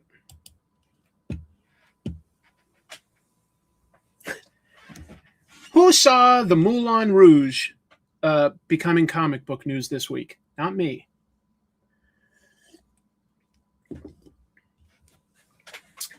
So, Rocket Ship Entertainment announced a new partnership with the Moulin Rouge, the legendary Paris cabaret. They're going to develop original graphic novels, manga, tabletop games inspired by the iconic venue and its rich history. Fair. I mean, it's over 100 years, so I guess they do have history. It was founded back in 1889, over 100 years ago. During Paris's Belle Epoque, the Moulin Rouge became famous as the birthplace of the can-can dance. Of course, it has that movie with Ewan McGregor, right? Rocket Ship, if you don't know, they're an LA-based publisher. They formed in 2019, so somewhat new. But they do have some good books in there. They've got Sanford Green's 1000. That was something he did with, I'm blanking on names again. The guy that he worked on Bitterroot with, David Walker? Yeah, David Walker and Sanford Green did Sanford Green's 1000. They've got Action Philosophers by Fred Van Lente and Ryan Dunleavy. They've got a bunch of licensed books like Dune, Trick or Treat, Pacific Rim. Pacific Rim, by the way, drawn by E.J. Sue. At the same time that he's doing Blood and Thunder. EJ's doing a huge epic series of Pacific Rim graphic novels. Yeah, it was a Baz Luhrmann film. And a pretty great song, pretty catchy song. Who was it? There was like Pink and Christina Aguilera. Who else was in that? There were two others. I can't remember now, but that's a pretty catchy song. Remix, really. Or anyway. So who knows? Who knows what these would be? The Moulin Rouge. It has history. Yeah, they're going to make it into comics, manga, and tabletop games. Yeah, Lady Marmalade. Lil Kim was in there? Maya. That's who I was trying to think of, though. Because I remember that Lil Kim just kind of like rapped. He didn't really sing. But the other three, I remember that was the movie where I sort of went, oh, I think that Pink is a legit good singer, not just a pop star. And I stick with that. I think Pink is a really good singer. That's right. Missy Elliott introduced it and everything. No, weren't they both in it? I think they were both in it. There were like 5 ladies in it. So I don't know. It's a good song. It's a good song. All right. Oh, yeah. That was done as a Kickstarter through Legendary. It's written by, who is he? He's a guy I used to know and hang out with. He wrote some DC stuff. He's written a bunch of creator-owned stuff. I'm just blanking on his Joshua Hale Fialkov. Joshua Fialkov it writes the Pacific Rim book. Yeah. I think Pink is a good singer.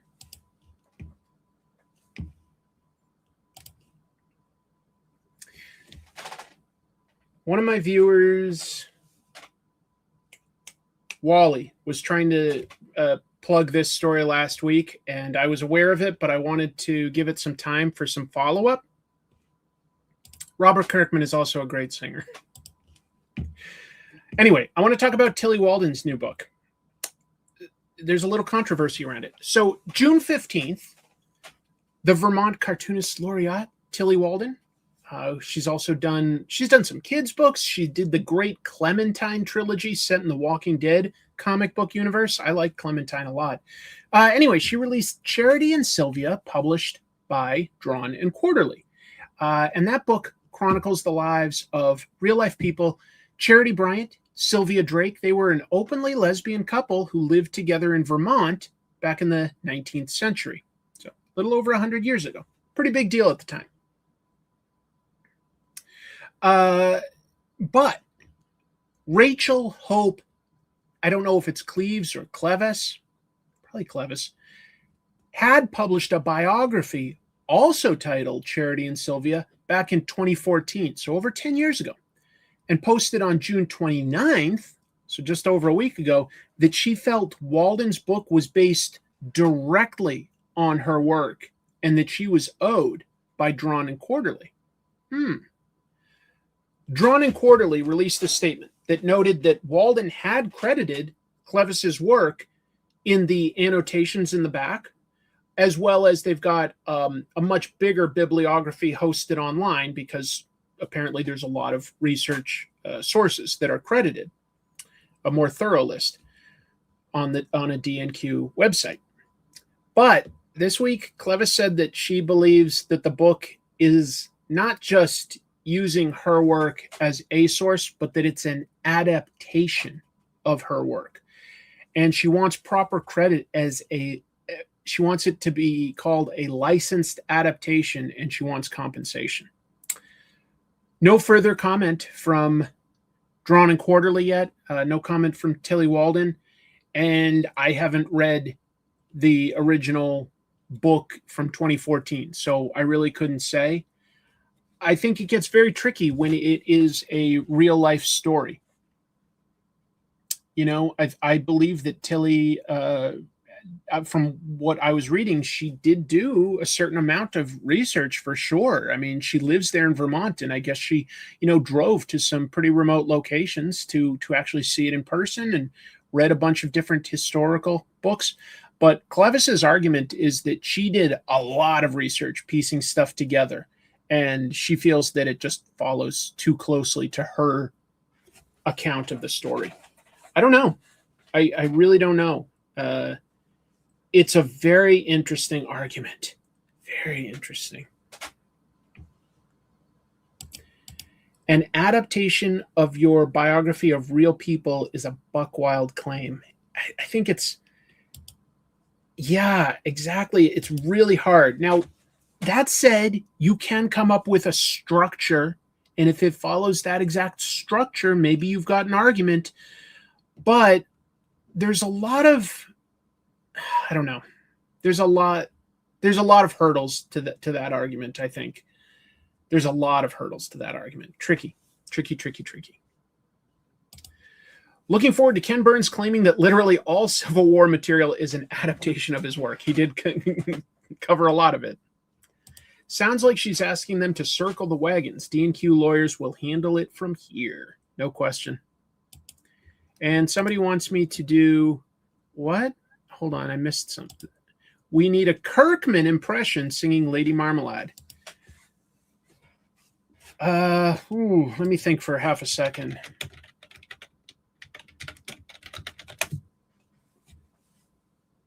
Where's all my soul sisters? Let me hear y'all flow, sisters. Hey, sister. Go, sister. Soul sister. Flow sister. Get that marmalade down in old Moulin Rouge. I'm giving him way too much of an accent now. I can't do it. I tried. I like Tillie Walden's work, so I hope that there isn't, plagiarism, but I just also think that's a really tough hurdle when you're dealing with actual history and real people. So I'm not coming down on either side there. I know I'm straddling a fence. Tricky. It sounds like a legit interesting book, though. I'd like to read both. Naruto. It's actually a manga that I haven't read. I haven't watched the anime either. People think that's wild because it is probably, I'm trying to think, like the most well-known manga and anime has to be One Piece at this point. I'm not saying the most influential, like there's guys like Tezuka. It's not like a favorite like Naoki Urasawa is for me. But One Piece, I think it's pretty easy to argue, has had the most, touched the most people worldwide. Naruto is not going to be too far behind, though. That sold a lot of copies. Super, super popular. Super, super popular. But anyway, we're going to talk about that. The live-action Naruto movie, based on the best-selling manga by Masashi Kishimoto, is moving forward at Lionsgate. Live action. Director Destin Daniel Cretton, soon to release Spider-Man Brand New Day. Hope it's good. He announced this week a worldwide casting call has launched to find the right actors to portray the main characters, Naruto, Sasuke, Sakura. Kishimoto released a statement. Right now, miracles are happening to me, one after another. My work, Naruto, is truly, truly becoming a Hollywood movie. And an even greater miracle is that the film will be directed by the one and only Destin Daniel Cretton. I still cannot believe it. If so many miracles have already come together, then let us hope for even more. I am eagerly looking forward to the miraculous encounters that will bring us extraordinary and passionate actors. I cannot wait to meet my characters in the film. The movie's going to adapt the first few manga arcs, apparently, where orphan Naruto begins his journey to train as a warrior and become a leader. I know that's vague, but again, like I say, haven't actually read it yet, which seems like apparently a blind spot since it's so popular. But there's only so much you can read and do at one time, right? Starring Tom Holland. I don't think so. He might be a little old for this. Yeah. Is anybody out there a big fan of Naruto? I know that I used to have a coworker at my day job who she loved Naruto. So when I would go to Japan, I'd find, something silly like, a plushie that she could hook on her purse or, a keychain or something because she loved Naruto merchandise. It was kind of cute. Let's see. Man, Naruto spends so many years of the characters' lives. How the hell do they fit any of it into a 90-minute movie?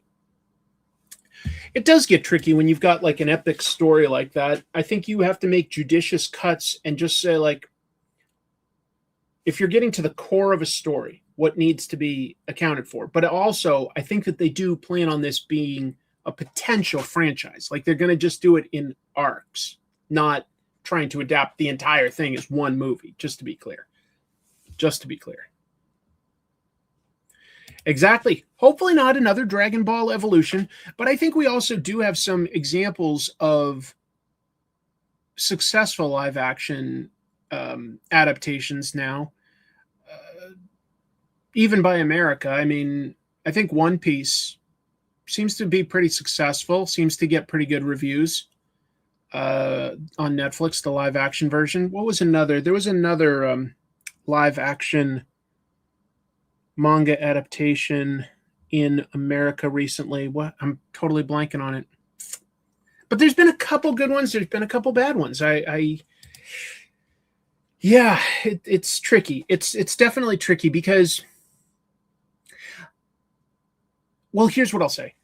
I think it's easier to say that you're adapting the manga than it is to say you're adapting the anime, because anime has a certain way of portraying action that's much more over the top. Even when it's sort of illustrated like that, you can find a way to adapt manga in a toned down way that's still plausible in a real world way, versus trying to adapt anime. I think you're always going to fall short. Yeah, Cowboy Bebop did not go over well. Did not go over well. I forgot about that one, to be honest. That one should have worked. That one should have worked because that show Firefly, that was kind of the Cowboy Bebop premise, and it worked just fine. I know it only lasted a season, but still. Shang-Chi is definitely in Avengers Doomsday for what it's worth. Hopefully that kickstarts getting part 2 of that made, because that just shows how overextended Marvel is, that we haven't gotten something like a new Doctor Strange or a new Shang-Chi, because those are both pretty big popular hits with good reviews as far as superhero movies go. Shit, we keep thinking of bad ones. Yeah, I hated the American version of Death Note, but I will say that the live action duology for Death Note from Japan was good. They found a way to condense that huge story into 2 really exciting live action movies. I liked that version a lot. Maybe that's just me. I don't know. I don't even remember looking up the reviews. All I know is that my wife and I watched it, and we both thought that was really, really good.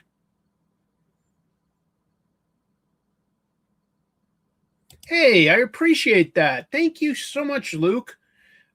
Great content as always. Nice. I really liked Shang-Chi. I thought the only thing that would have made me like it even more was just more martial arts stuff. A little less special effects, maybe. But I was fine with everything in it. I liked the characters. I liked the tone. I thought it was a little more colorful than most. I liked it. And when they did have fights, they looked great. And I was like, yeah, just give us some more good kung fu fights. Anyway, all right.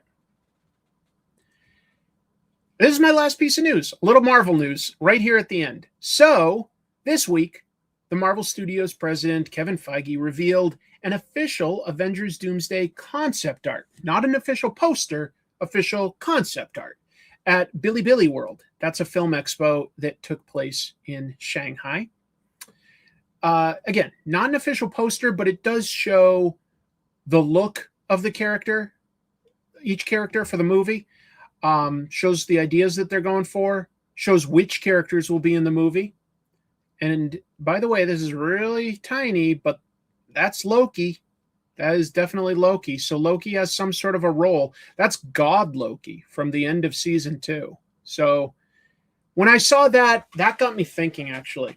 And I said to myself, you know, the next movie after this is Secret Wars, and it was going to, the comic Secret Wars, whether it's the original or the new one, has Doctor Doom steal the powers of the Beyonder.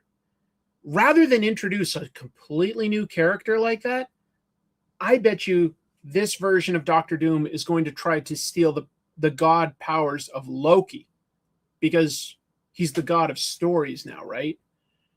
That would be my guess. But yeah, we see that Ant-Man's going to be in it. We see Shang-Chi over here, King M'Baku and Shuri. We've got a bunch of the X-Men, including Gambit. That's interesting. I don't know. Looks kind of fun. Well, it's concept art. I don't know. It's not the same as a poster. It's like just trying to give us an idea of who's in it and what they'll look like. This is by the way, it's by artist Andy Park. And Andy Park made a lot of concept art over the years for these to figure out the look for the characters. He posted this. the final full film I had the honor of leading as director of visual development at Marvel Studios. This illustration commemorates that journey and reveals the characters and their looks for the first time. It's too bad that they made all those cuts. Disney made a lot of cuts across the company, and part of those cuts were they cut a lot of their visual development department. It's too bad.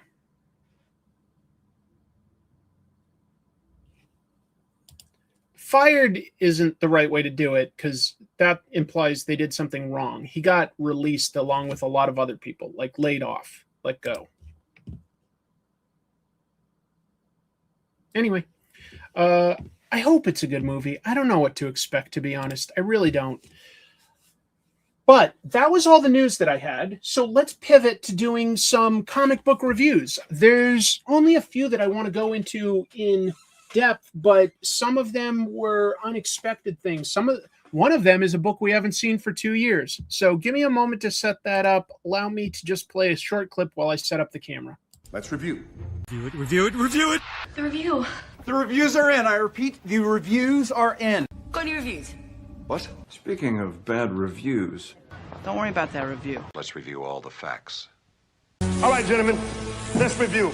Before we do, let's review. Those reviews really came out fast. Maybe we can review some right now? I'm not going to review all that again. Now let's review. Not my worst review. Let's review, shall we? To review. I think I've reviewed about as much as I can. All right. What do we got here?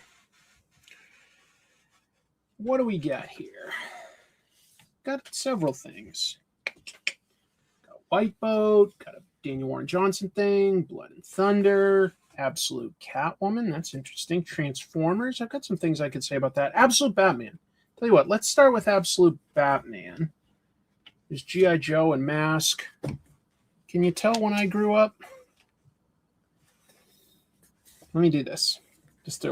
Just organizing. Absolute Batman. Let's try to figure out why I like it so much, or at least why it's so popular, because this was a really fun, cool issue. And yet I have trouble putting my finger on exactly what makes this so special compared to any Batman comic. I have trouble putting my finger on it, but it is good.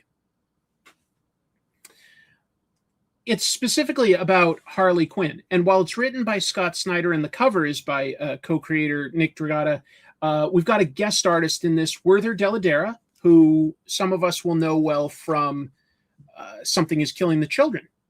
And it kind of has some similar layouts, where like 2-page panel spreads. I think one thing Werther does well as an artist is draw believable kids. They don't just look like small adults, and this is a flashback story primarily. There's a framing device set in the modern day, but it's a flashback telling us about who this Harley Quinn is.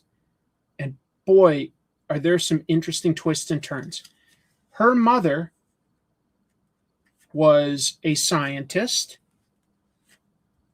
who had an abusive husband, and she and Harley left and continued to do work in a more remote area. And maybe you can guess where this is headed by saying that she had an abusive husband. I don't think it's really spoiling things too much to reveal that her husband is the absolute version of Joker, Jack Grimm. At least that's the way it seems right now. Very interesting twist there. Jack Grimm is this version of Harley's father. Yeah, the flashback stories about who Jack Grimm is absolutely fascinate me. He's a really interesting character. They gave us a 2-part story in the comics a few months back, as well as the Arc M special gave us some flashbacks about young Jack, and he's a really interesting character. It's interesting that this version of the Joker has so many of the attributes of Bruce Wayne / Batman in the mainstream continuity. He's a billionaire, maybe even a trillionaire. He's really, really wealthy. He's got a version of like a bat cave. He's got access to all the sort of tools and toys that Batman typically has. And maybe even is an orphan. There's quite a lot of things that are interesting about him that parallel the normal Bruce Wayne. There's also the reveal that Harley's mother is sort of the absolute version of Harley Quinn. She might have even been genetically working on herself. A lot of the characters in Absolute Batman, a lot of the villains have been genetically toyed with. You know, we're going to get Clayface soon. Who knows what Scarecrow is? He's unknowable. But, you know, Killer Croc, who else have we seen? Like, Poison Ivy. She was so different. Just some really interesting twists to this.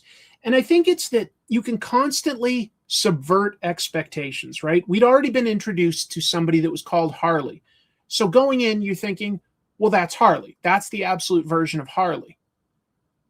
And I didn't even ask the question, what's her story? At least not yet. And this gives it to me before I started asking those questions. So that's good pacing. You know, I was still really invested in Batman's story and what Batman's got going on. So this issue surprises me by getting to it before I really had time to pause and think and go, well, what's her background?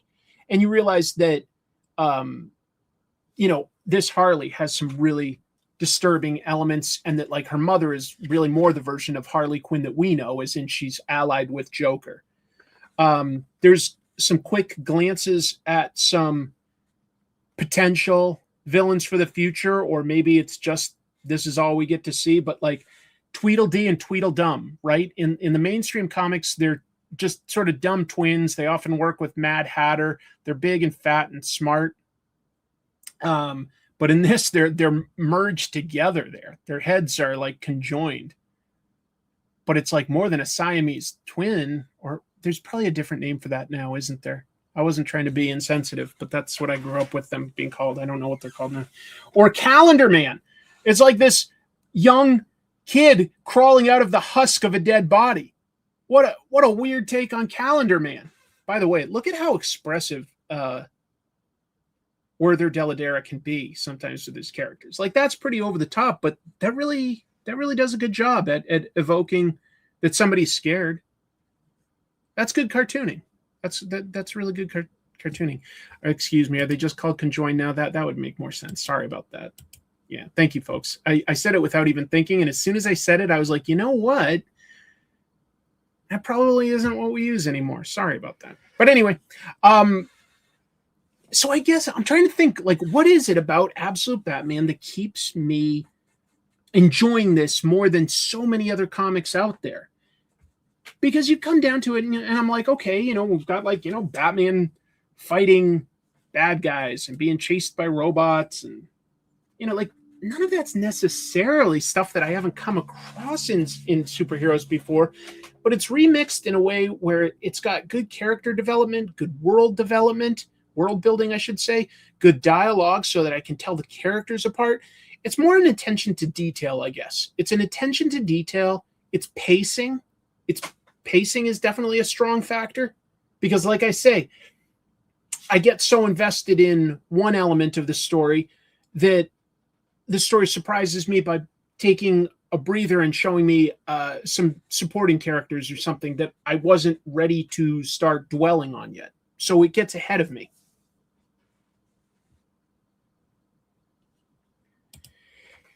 Exactly. It's like it's hard to guess where it's going because it's not doing this. It's adapting characters and ideas from Batman, but it isn't adapting the existing storylines, right? It isn't like taking something iconic, like the Dark Phoenix saga or Days of Future Past. And I know I mixed metaphors there by introducing X-Men instead of Batman, but so it isn't adapting Hush or The Long Halloween, right? So structure and story-wise, it's harder to guess where it's coming from. It's like we recognize elements of this, right? We're like Harley Quinn. Okay, we know Harley Quinn, but it isn't the same Harley Quinn. It never is that similar. So it does a really good job of introducing something that's recognizable, and yet then it surprises us by doing something different with it, and we don't know where the story's going. So I like that. It does surprise with the stories. You expect certain things, but then it surprises me. Like it surprised me with what it's done. No character is safe either. Maybe Batman is, maybe, but if they killed off Alfred or Harley Quinn or any of the Robins, I'd go, oh, okay. You know what I mean? None of them feel safe. None of them feel safe because we have had other characters that are supporting characters that are main characters in the other title that have been killed off, and they're definitely dead. So nobody feels completely safe, and I like that. I do like that. It's definitely, a lot of the same building blocks, but some of them are swapped out. Like some of the it's recognizably Batman visually and motivationally, but a lot of the stuff that's been built up to support him in the main stories.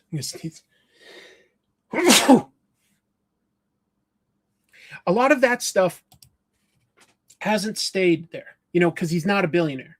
He doesn't live in a manor. He doesn't have a butler. He doesn't have a ward. So it does do a good job. And to be fair, tonally, it is different because look at that. It has action, right? That's what we expect out of a superhero comic. You don't always expect the body horror stuff. That's not in most superhero comics this regularly, right? But all the bad guys are kind of monstrous. So it's got that, and it has a sort of over-the-topness. I mean, they have gigantic mechs, okay? So it leans into the fact that, it is still a superhero comic, but we're not trying to do grounded, realistic Batman. That's not what the Absolute Universe is. It's not real. It's not more realistic. It's not trying to do Watchmen. It's saying, what if the hero was an underdog, but we still have crazy, wacky, over-the-top sci-fi ideas, maybe supernatural ideas. We've also never seen a book where the fill-in issues are better than most books' entire run. Yeah, and I wouldn't even call them fill-in issues. They're just like guest artist issues.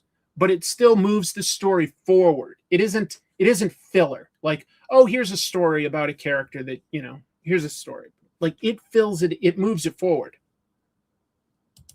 1 year at Arc M or one night with Absolute Bane. I mean, the one night with Absolute Bane, you're going to come out looking like this version of Penguin or Two-Face or something, right? He's going to warp you in some way. 1 year at Arc M, it's going to drive you mad. Probably will also warp you. I don't know. That's like, do you want to eat shit or poop? They're both bad. Yeah, I can't quite envision it yet. No, I think that's one quick thing to realize is that it's darker in some ways, but that doesn't make it more realistic. And I'm glad, because if it was realistic and this dark, it would be depressing. It would be. But instead, it's a pleasant surprise of like over the top, like, or, oh. Why use words when I can give you my great acting? I'm just saying that the action and the horror both hit really well for me. It also means that when there's a little bit of sarcasm from somebody like Alfred, I'd say it hits harder than usual because I'm looking for that release valve. I'm looking for that little bit of levity, and it counts for more than it usually would. And it's impressive because Scott Snyder had a good lengthy run on the main Batman title, and you would have thought, boom, he got all his Batman ideas out, right? He certainly could have. but he's finding a way to redo it. And I hope he and Nick Dragata are on this for a while, because they have not let off the gas. We're at issue 22. That means we're almost 2 years in, but they have not let their foot off the gas. And I'm impressed. I really am. There's a few superhero books that I still consider good. I was saying earlier, I really like Fantastic Four by Ryan North. I really like Absolute Wonder Woman by Kelly Thompson and Hayden Sherman. But there's not a lot of them that I can stick with for 2 years plus. Not a lot. But it hasn't slowed down for me, so I want them to stick with this as long as they can. What else did I read this week? I don't have as many nice things to say about this one, so I'm gonna I gotta change my energy a little. Daniel Warren Johnson and Mike Spicer and Jorge Corona and then Robert Kirkman and Dan Mora have all made me really fall back in love with Transformers after I'd really been away from it since I was a kid. Hey, it's my buddy Ben. I've known Ben for like 26 or so years, maybe a little more. Ben has a great Lego channel at this name, where he builds all sorts of custom stuff a lot of times. Sometimes some real sets too. Great channel if you're into Lego. Really, really good. Yeah, I don't mind some of where the plot stuff is going. For instance, the Autobots work with General Flag, and that's fine. There's been some interesting developments with them, but I'll be honest, I don't love Jason Howard's art, I think. And I wanted to give it a couple issues to see if maybe I came around. It's not bad individually, okay? Let me just say that. Like this individual panel, I would say that looks cool. That looks good. Storytelling-wise, there are elements that confuse me here and there. For instance, on this page, it's got Shredhead and Cliffjumper racing for something, and then I'd love to see some more in-between shots of transforming. That was something that that all three previous artists have shown me, and I don't feel like I'm seeing a lot of that with Jason Howard. It's just like truck, robot. Okay, I mean, not bad. I don't need it every time, but I do want to see it here and there because that's the unique hook. But then, like, they go from that, and then all of a sudden I'm like here, and the Combaticons are standing right in front of Shredhead, right? And I was like, wait, what? What did I miss? And I had to go back and realize that there's, like, in the distance, this little flame.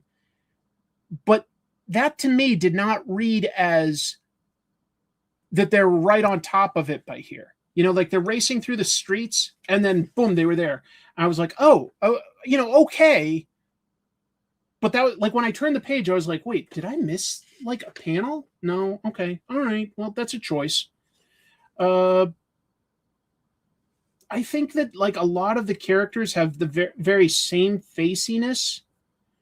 Like Dr. Arkville, I never imagined Dr. Arkville from the cartoon coming in, but there is space for him, since before this, Miles Mayhem was working for General Flag. Miles Mayhem went off and, spun off into M.A.S.K.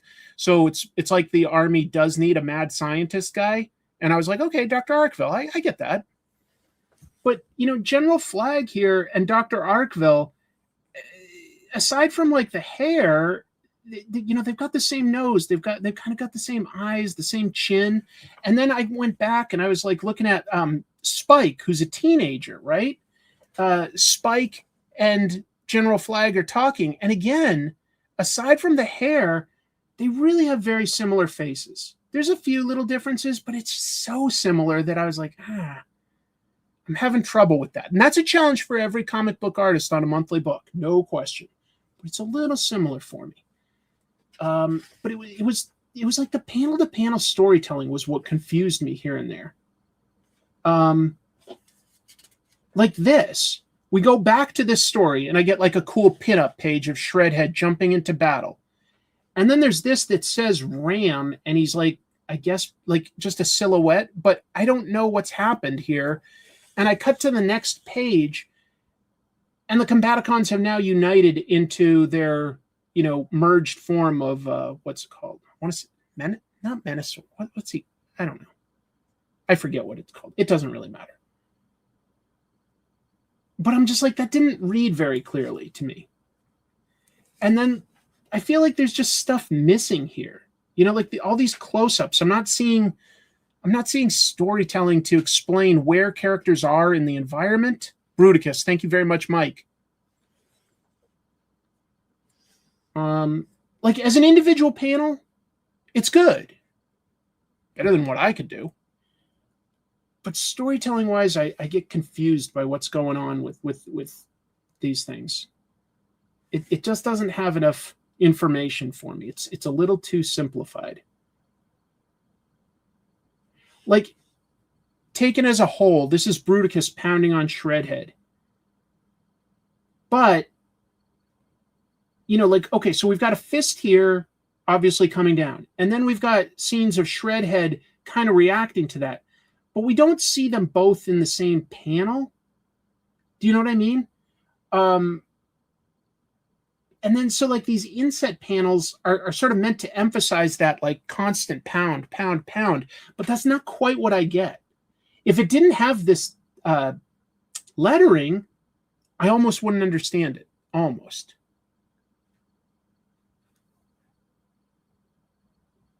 Maybe I'm complaining too much. Maybe I'm nitpicking too much. I just feel like I could barely follow some of this stuff. So I got to say that, like, I do like this cover, by the way. That's energetic and fun and crazy. I like what David did here. Like, Dr. Arkville legit looks like a psycho there. That's fun. The lettering did a lot of work, in my opinion, there.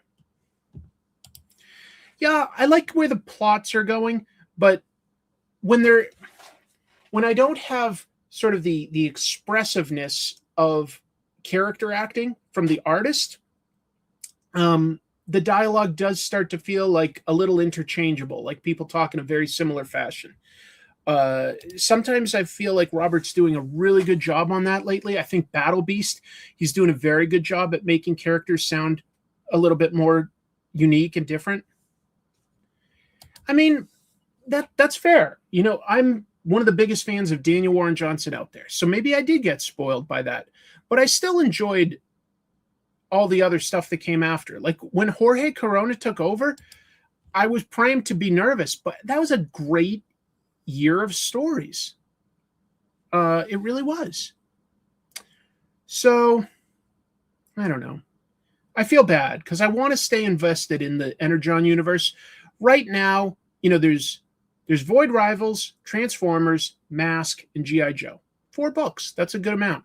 G.I. Joe is easily my favorite, though, out of those. G.I. Joe is easily my favorite. And my second favorite might actually be Mask. I don't have as much that I want to say about the second issue. Suffice to say that it starts introducing some of the supporting cast. I never had any of these toys as a kid. And I didn't watch a lot of the cartoons, so I didn't really remember the characters of Gloria Baker, who drives this Porsche, or Bruce Sato, who I guess was the team's engineer. But it's basically about them investigating something underwater. And that's kind of fun. I like the art by Pi Park quite a bit. I think he's a good fit for this. Definitely a really strong artist.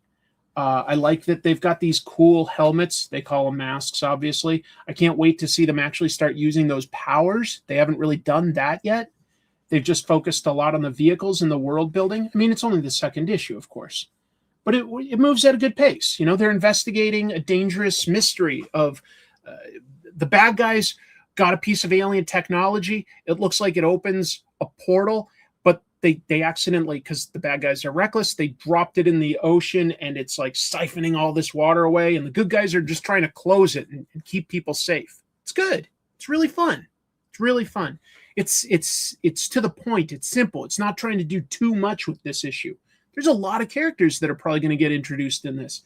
A lot of vehicles and stuff. It doesn't feel like it's in a rush to go there's all this stuff and now we'll focus on 1 or 2.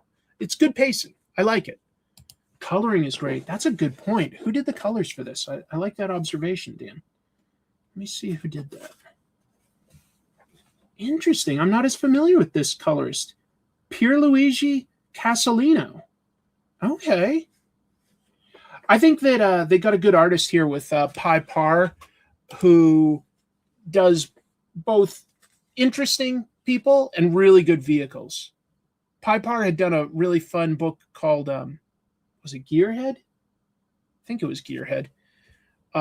Yeah, basic, but still like updated to be a little more realistic. Not meant to be mean to the cartoon, but shallow. You know, like the cartoon would always like reset. All the cartoons back there. Like you'd get to know the characters. They had their base personality. At the end of the day, they solved the problem. And then the next episode, it wasn't like they had character growth, right? There's a little bit more growth in this. I will say that.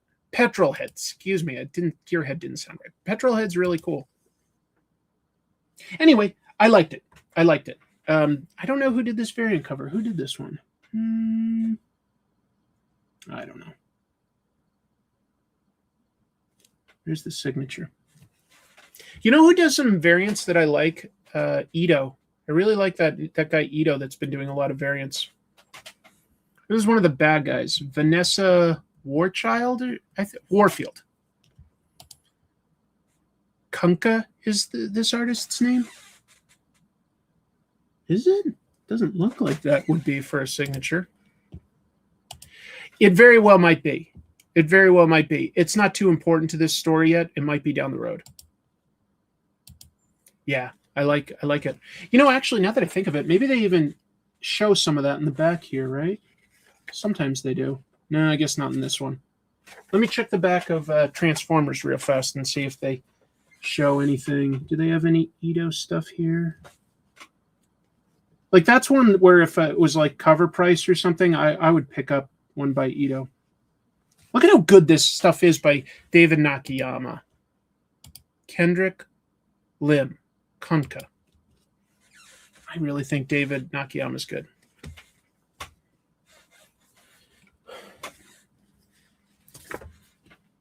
Folks, I'm pretty sure it's been 2 years since we saw the last issue of White Boat.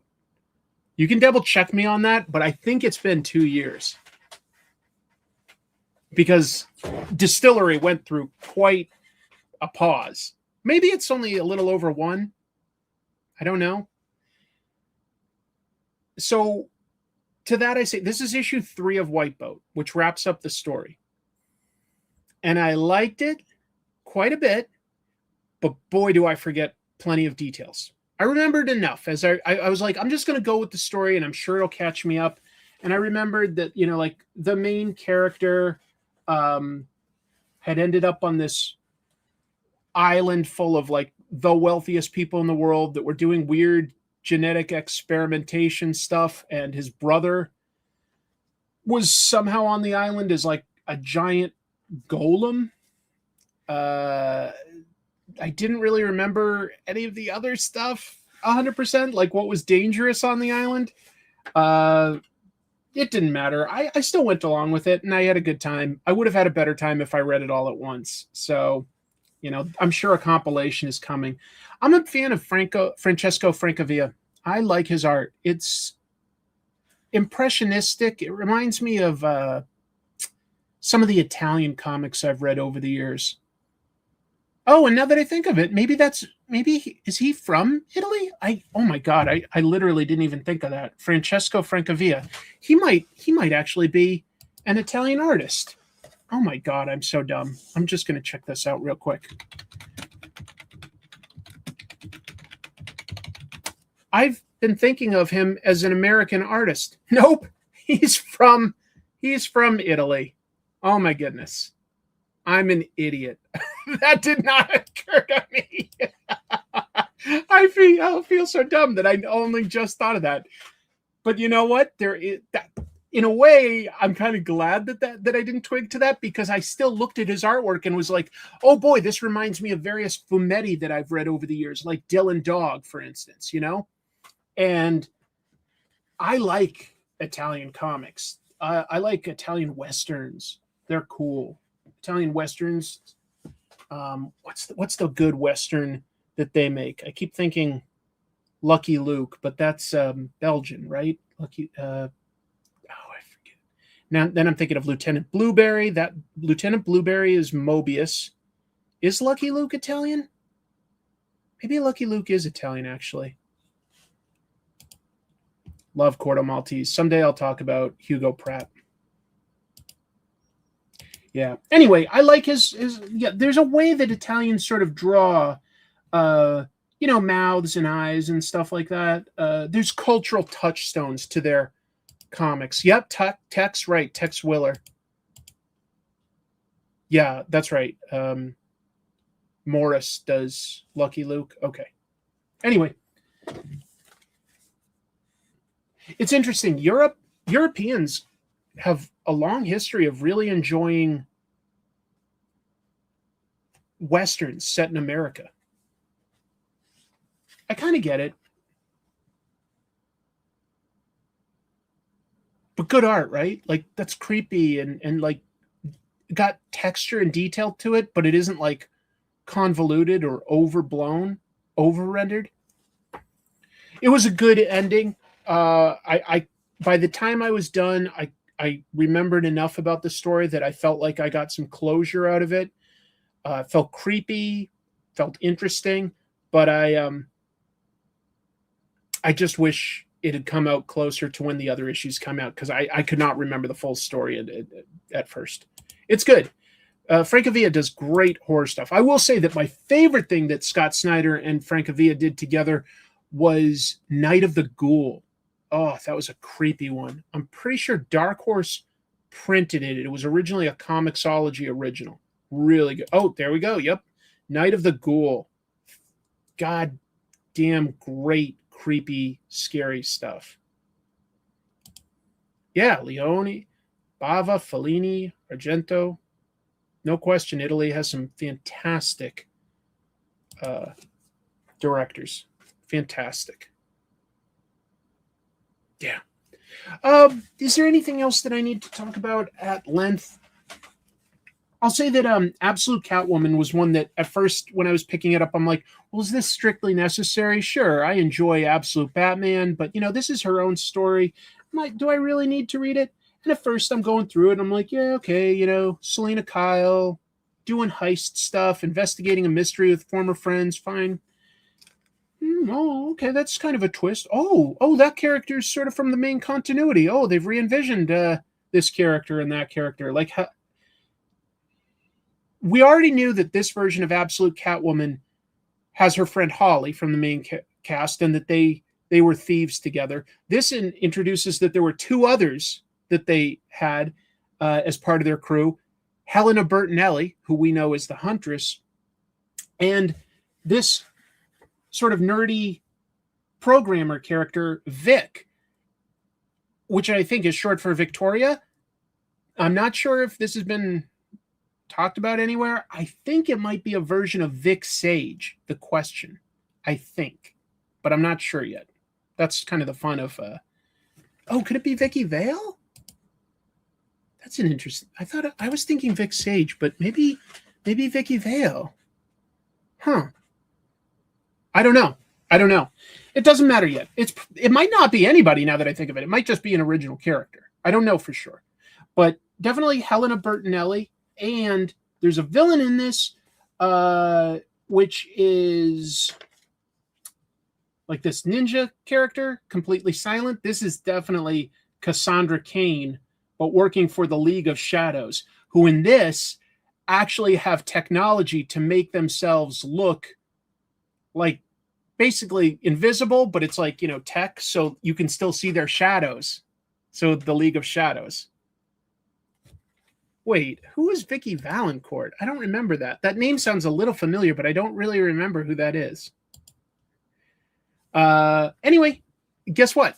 I was reading it and thinking like, yeah, it's okay. And then by the end, I was kind of won over and I go, oh, I want to see where this story's going. So good job.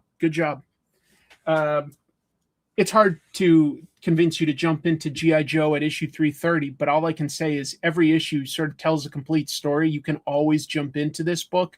Really likable characters. This is a cool one where anybody that has the original Snake Eyes' memories, and there's 3 characters that have Snake Eyes' memories downloaded into their brains, they have a secret trigger to attack G.I. Joes.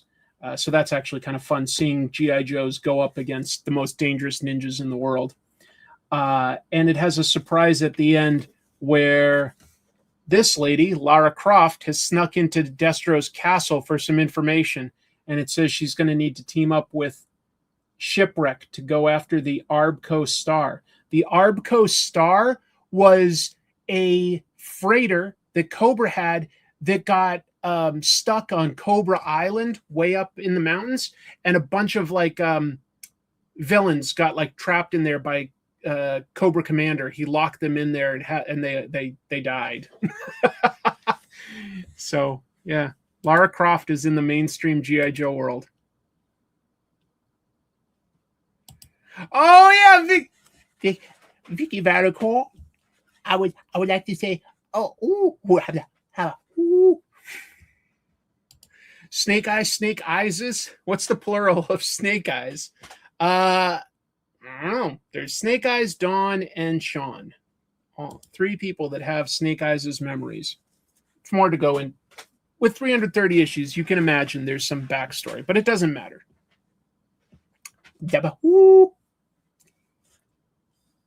Some water.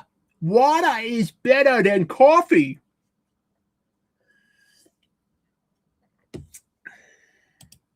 Have either of the Fairborns shown up in the Energon Universe books? Well, Flint is Dashiell Fairborn, and he's shown up in G.I. Joe. But Marissa from the future, no. What else did I get this week? I got E.J. Sue and Benito Cerino's latest issue of Blood and Thunder.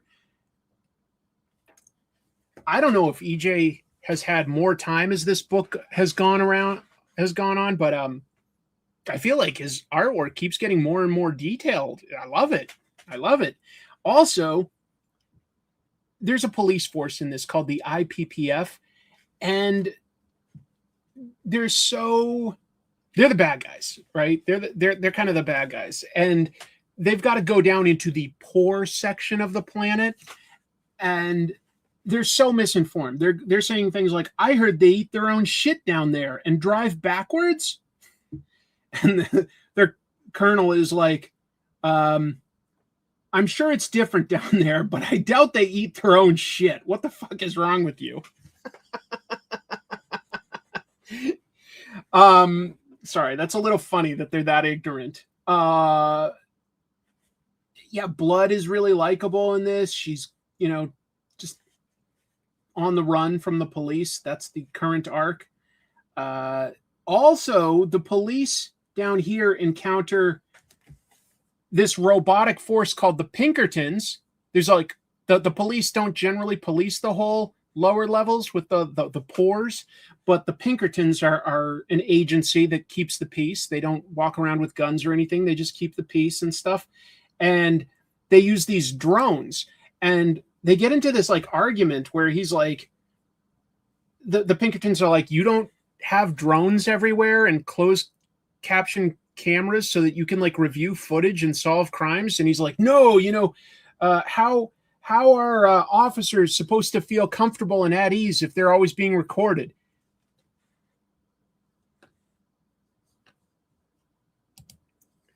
I know, and EJ already started at a really high base level, but it's really good.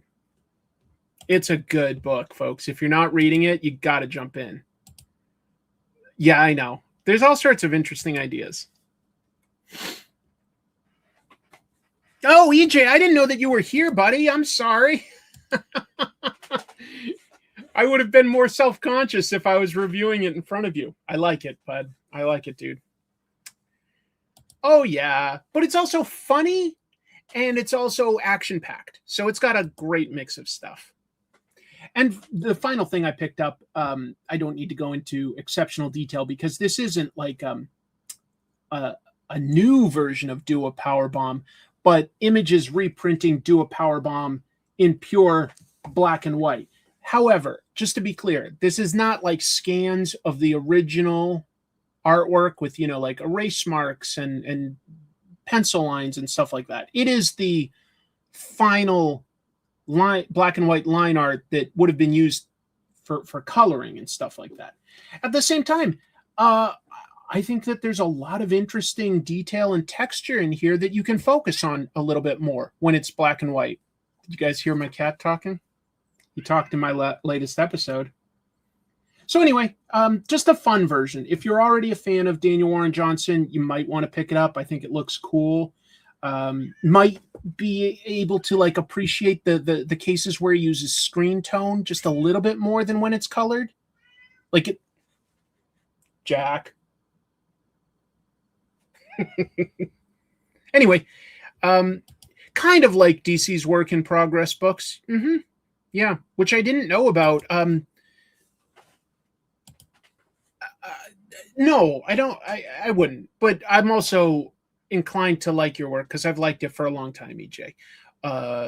And I'm really excited to get, the Pacific Rim book that you drew. I backed that ages ago. I'm excited. Mike Spicer's a fantastic collaborator with Dan. Like, they're a good fit together. But I do like seeing his black and white art. I like it quite a bit. They had like about 6 variant covers, all drawn by Daniel Warren Johnson. I got this one because it looks like an old school Japanese wrestling magazine, which I've come across in my journeys to Japan, and it's fun. I can't read all of this, but I was reading, like at first I read this and I'm going like, Powerbomb. Okay. And then I looked up here and I was like, Do-a. I was like, oh, do-a. You have to like kind of interpret that when you use like katakana because it's using the closest Japanese sound to what the English word is, as compared to hiragana, which will translate into a Japanese word. And of course, there's loan words. But it's fun to read katakana when you're over there because you're sort of sounding it out and going like, what does it mean? Like, do-a powerbomb. Oh, do a power bomb. It's fun. Anyway, I love that cover. I think that's really great graphic design. Orinitu. But I can't read it all because some symbols are kanji, and I don't know much kanji. Kanji is very tricky. It's so much more ornate, and there's just thousands and thousands of symbols that each mean like basically a full word or concept. It's so tricky to pick up the kanji. I'm trying. Sometimes you can get it from context. Well, tell you what, I'm going to pivot to just sort of sketching and doodling for a little bit and talk about some other stuff that's on my mind. Let me choose what tool. I'm going to use a really fine technical pen to just noodle around on some detail here for a minute, and we'll think of some topics. I've already got some topics in mind. Give me just a moment to get loose and get going. This is what I consider the cool down period of the show. But I enjoy this. I enjoy sort of sketching and just chatting about what comes up, and I've got a few topics of my own. Thank you. I really enjoy doing the brief reviews and like in the moment coming up with both observations and things like that. I did read the second issue, and I wasn't quite as into the second issue as I was the first issue. But I do appreciate the world building. I'll continue with it for a little bit.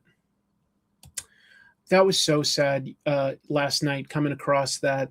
Yeah. If you want some interesting Sam Neill movies, first of all, Jim Mafood and I review one on this channel. We reviewed the movie Event Horizon. And Sam Neill actually did quite a few horror movies over the years. And I'd recommend some of those for some interesting performances. Another pretty well-known one is In the Mouth of Madness. That's a good performance by Sam Neill. And here's a super underrated, trippy one. Possession. Very weird movie. Very weird movie. Good, very young Sam Neill performance. Check that out if you get a chance. Oh, thank you for the super chat. Let me give this some thought. What are my top 3 favorite Punisher story arcs?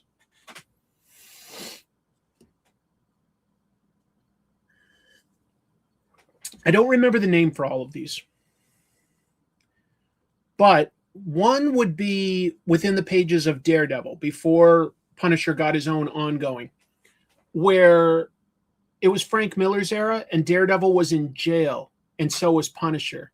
And they basically stage actually Daredevil wasn't in jail, but Punisher was, and he stages a riot to get out.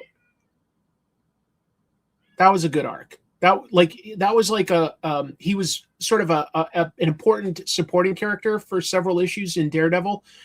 Doesn't really have a name per se to it, but I like that story arc where their differing philosophies come into play. I think that's an exceptional use of Punisher to highlight what makes Daredevil the hero he is. Second one, I'll put as the very first miniseries where he goes to work for like an organization that's going to fund him and outfit him with weapons to hunt down criminals, but then he realizes that they're really there to sort of use him as their tool and that they're corrupt too. That was the very first miniseries, really good Punisher arc. And then I'll jump all the way to Punisher Warzone, where Punisher takes over a crime family and he runs the crime family as like, oh, you know what though? Hold on. No, I'm going to revise that. Even though I like that John Romita Jr. art a lot, that one would be number 4. Number 3 would be the Beast story arc that was only a couple years ago by Jason Aaron. And I'm forgetting the name of the artists on that, but like that would be my number 3, actually. I really found that one super interesting. And at the same time, don't get me wrong, I really like the Garth Ennis, Steve Dillon era. Those would be my top 3. Welcome Back Frank might be number 4 or 5. Hunt for the Wilder People. Sorry, I meant to click this. Hunt for the Wilder People is a really good movie. Definitely. Sam is so curmudgeonly but likable in that. I would say that that was by Taika Waititi, right? Yeah. He's got many more movies that I like that I don't like. I like Thor Ragnarok. I love What We Do in the Shadows. I love Hunt for the Wilder People. I love Jojo Rabbit. And I really like Eagle versus Shark or whatever it was. And there's only like 1 or 2 that, like, Love and Thunder is whatever. And I didn't watch his like rugby or soccer movie. I didn't watch that one. So I don't know. Frankencastle was cool too. I'm probably in like a minority there, but I thought Frankencastle was awesome. I really like it.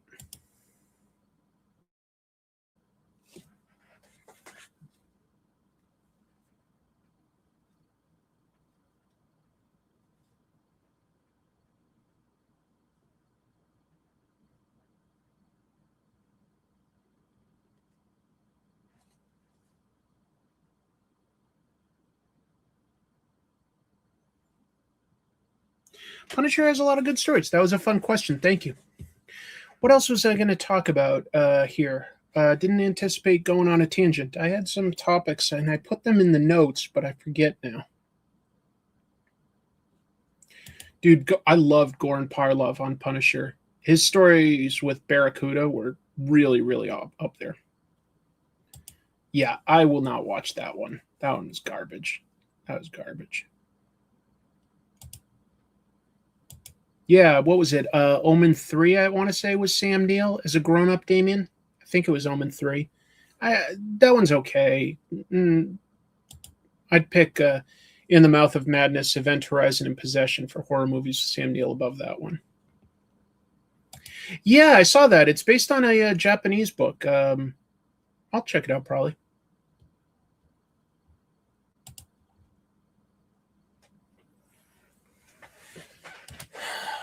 What else was I going to talk about? Somebody remind me what my next topic was so that I do it in order and don't like forget things. What was my next topic?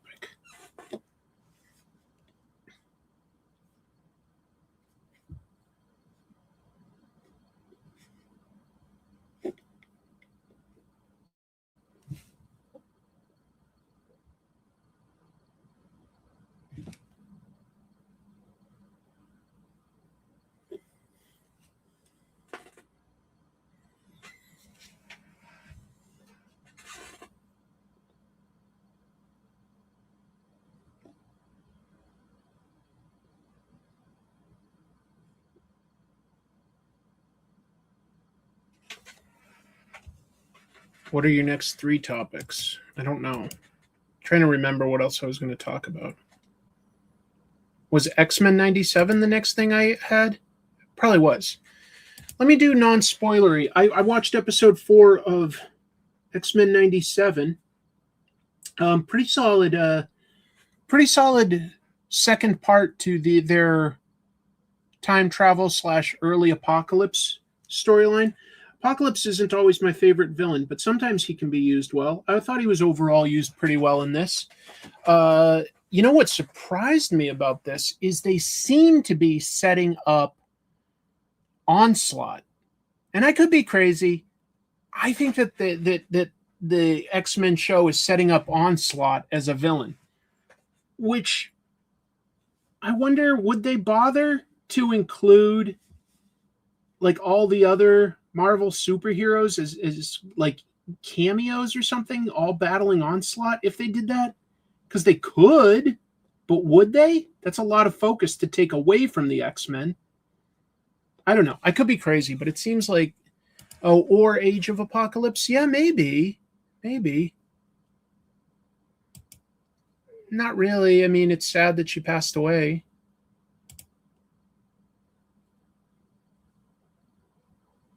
Did I see the teaser trailer for Ghost of Tsushima anime?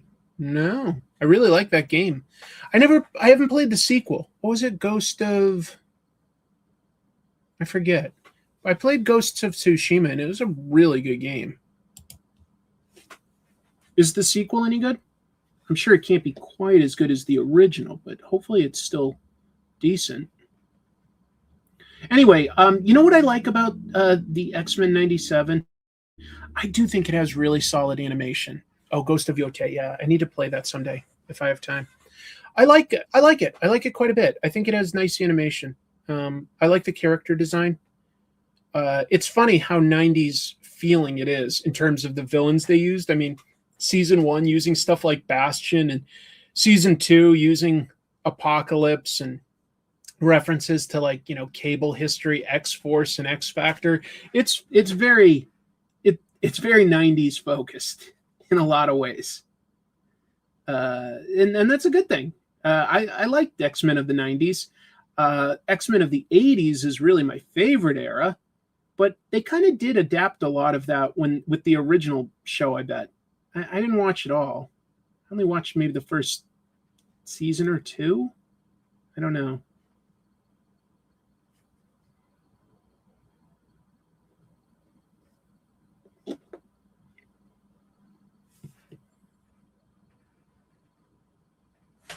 But it's good. You want to see Onslaught? I think there's a way to do Onslaught better than he was done in the first comics. I didn't love Onslaught in the comics. He felt like just a plot point more than a character. It's weird. Did I see Ed Brubaker in a new interview talk about the Criminal TV show? Not this past week, no. I can understand that. I mean, the Grant Morrison X-Men run is one of my favorites. It's really up there. Oh, Ghost of Yote is good. All right, good to know. I will have to get that. You know, I didn't ever even finish season 1. It was cute for what it was. I just don't have enough time to watch a whole lot of TV. Favorite DC Crisis would definitely be well, not the original Crisis, but Crisis on Infinite Earths from 85, 86. Not that like the story itself is much of a story. It's more just like everything happening all at once, but it's kind of crazy and I love it. And I was at the right age. Oh, he was on Sketched. That's a great magazine and program. That's a great program. No question.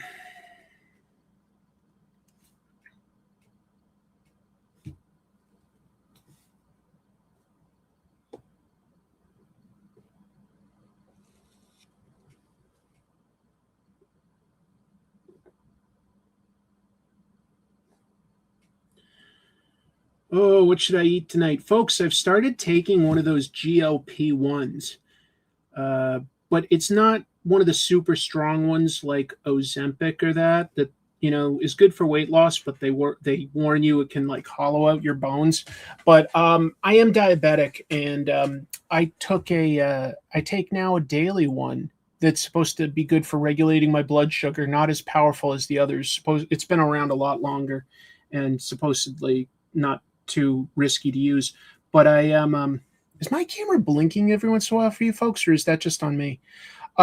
Anyway, that is something new for me, but one nice thing, and they said that this probably wouldn't be a thing, but it has definitely curbed my appetite, so it's made it a little easier to just eat smaller portions of a lot of things, which is nice. I just don't feel as hungry. The other day I went out with Dave from West Coast Avengers for breakfast, and I sort of cheated by having a waffle, and oh my God, did it wallop me. What else? Top 5 origin stories. The original Superman origin story is fantastic. It's one of his best stories in my opinion. Spider-Man is also super, super good for an origin story. Who else has a great origin story? Yeah, I have to do that so that it focuses, because if I just do another, it'll always be blurry. I'm terrible at that, at figuring out my equipment. I am getting a new microphone for my show. I know that my audio has never been the best. I'm trying to improve it. I'm getting a new microphone that's well reviewed, and hopefully that makes it nice. Not quite. No, I don't really need to. My numbers are good, and I'm not overeating or anything.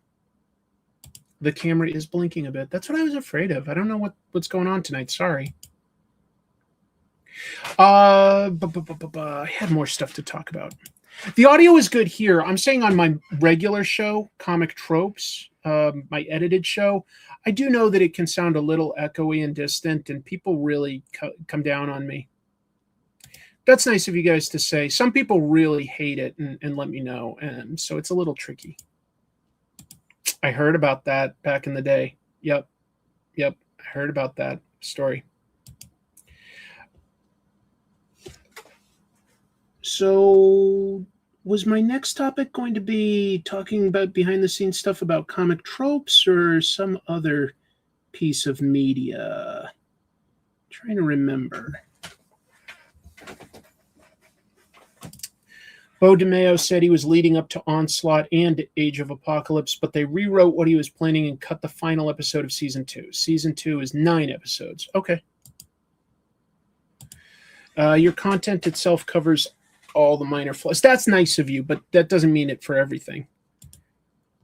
Yeah, I heard. Trust me, YouTube loves recommending that guy's stuff. Good for him. Good for him. I did see it, and I'll talk about that in a minute. I know what I was going to say. This is brief. I am really into those Dungeon Crawler Carl books. And again, I'll just say it's not writing that's... How should I say this? It's not like it's deep, but it's also not shallow. I'm not trying to say that. It's meant to be a fun adventure. And what's good about it is that it moves at a good pace. And you'd think, well, a story where, a guy is just sort of fighting different types of monsters and is definitely going to keep leveling up. It could be too repetitive, but they do a good job at having Carl figure out puzzles in an original way or come up with a clever solution. So I've really been enjoying it. I only started like a couple weeks ago, and I'm almost done with book 3. I would say the intended range is definitely not young adult, just to be clear, because it is kind of violent. It does use some like language. If it was going to be adapted loyally, it would probably be R-rated, like Deadpool or something. But they could probably tone it down to a PG-13 for TV, because they are going to make a live-action TV show. He's subtly smart and empathetic. He thinks of himself as like a no-drama, guy, a guy that doesn't like drama and stuff like that. He thinks of himself as like he thinks of himself clearly as sort of like a boring person almost, but he's not. He does have hidden depths that they reveal from time to time, and it's really nice. It's definitely what people say, and I haven't read others of this, but it definitely falls into the lit RPG category. But if you aren't into that, and which I don't know anything about, all I can say is I enjoy it. It's fun. It explains everything about its world you'll need to. It has good humor. I've been enjoying it quite a bit. And I guess the guy basically lives just a couple towns over here. He's from Gig Harbor. Very close to where I live. Yeah, Seth MacFarlane is adapting it. We'll see. Anyway, that was a quick one. Let me talk real quick about comic tropes and about Trash Movie Bonanza. So I released, again, I've been doing a pretty good job of keeping up with weekly uploads for my show. This week, I decided to do one that kind of came up as a topic here in this room. I decided to talk about the history of Alfred from Batman, Alfred Pennyworth, who just an interesting character, I think, because of how he's shared. It's a unique example, not that unique. It's unique compared to other media.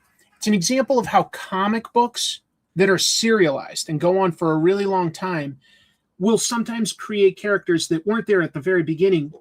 Sometimes characters that are there at the beginning, but that they won't be developed by any one person.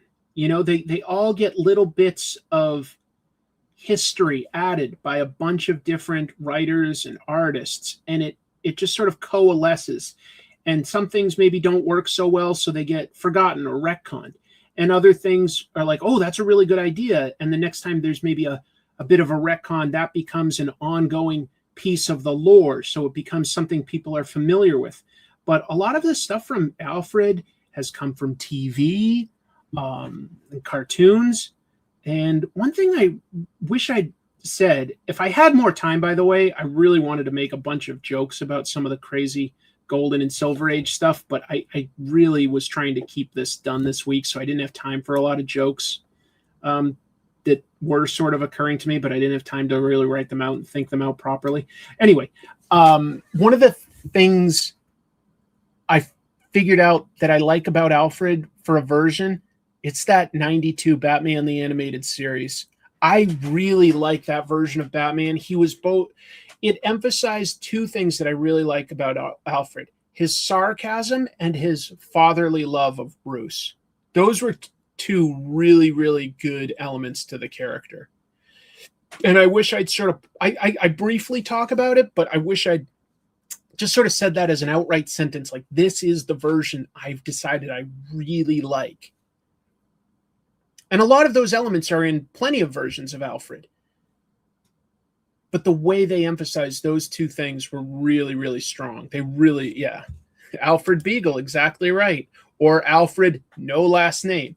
So the Golden Age stuff was fun to talk about. It was fun to talk about, when he was briefly a supervillain. There was one issue where he was a superhero. So it's a crazy history. I do like a lot of Rennie Harlin movies, though. Didn't Rennie Harlin do Cliffhanger with Stallone? That was a good one. I think Andy Serkis played him well. Yeah. That's an interesting version too in The Batman. That's a sort of a harsher Alfred in a lot of ways, but a smart Alfred, really smart. Oh, very kind of you guys to say some nice stuff. You know what? I didn't, but I remember talking about it on the news on this show and how crazy it was that apparently in season 3, it was building up to like a crossover of sorts with V for Vendetta. Alfred and V for Vendetta, those are not two things I associate together. That was pretty wild to talk about in the news, that like that was a thing. Like, what is going on there?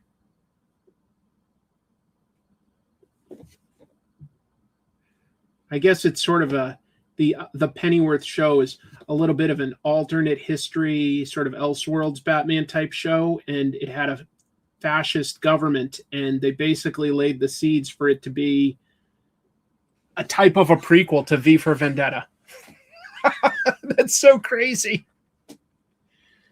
Could I name all the on-screen Alfreds? No, I could name a bunch of them. But I mean, I just did the episode, but I could name a bunch of them. William Austin, first one. But then he wasn't the same actor for the second Batman serial. And I don't remember that one. The 60s Batman. Oh.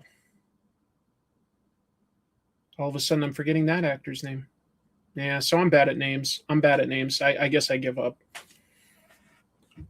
Huh.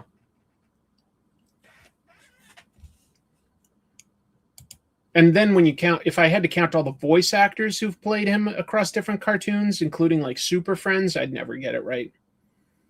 I can think of like the movie versions like Michael Gough, Michael Caine, and Andy Serkis. That's pretty easy. I want to say that the animated series was Ephraim Zimbalist Jr.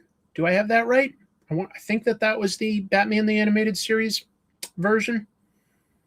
Didn't watch all the Batman cartoons that there've ever been, though. And right now I'm forgetting the name of the actor from the 60s show, but that one was pretty fun in interpretation. Anyway, yeah, I guess I can't. Good question. So anyway, I uploaded that. My episodes are really just like, the algorithm does not like me right now very much on YouTube. And I say that a lot, but it just doesn't like me. I don't know why. It's okay. As long as I put out regular episodes, it seems to offset the fact that my episodes don't get very many views anymore. Minus 1 or 2 here or there. But it's a little tough to see like the views, like, because the subscriber count keeps going up, and every once in a while an episode does well, but most of the time, not like it used to. So that's tough. That's a little tough. And I don't know, is it that I don't edit or don't have as good sound and audio and video equipment as, somebody like Matt with 4 or 5 T's? I don't know. Obviously he's the big dog right now, I think, for comic book YouTubing, which is fair, can be, it's whoever people like is whoever people like. And you know what I'm saying? Like, it is what it is. Like, if you're not making content that people don't like, that's on me. I'm not trying to blame the algorithm, I guess is what I'm getting at. I'm not blaming YouTube's algorithm. But it doesn't seem to like what I'm doing lately. And I don't know if that's a technical thing, or honestly, I probably need, at this point, I think that I got into YouTube at a time when it was still, you could be a little more amateurish. And I think at this point, you do need to be a professional with things like thumbnails and titles. And I know I'm not great at those. I know I'm not. I think my friend Dave, he's here as Direct Edition Podcast. He's got great thumbnails, in my opinion. Matt did probably sell. So yeah, he had like a car channel, right? And he sold it for a lot of money.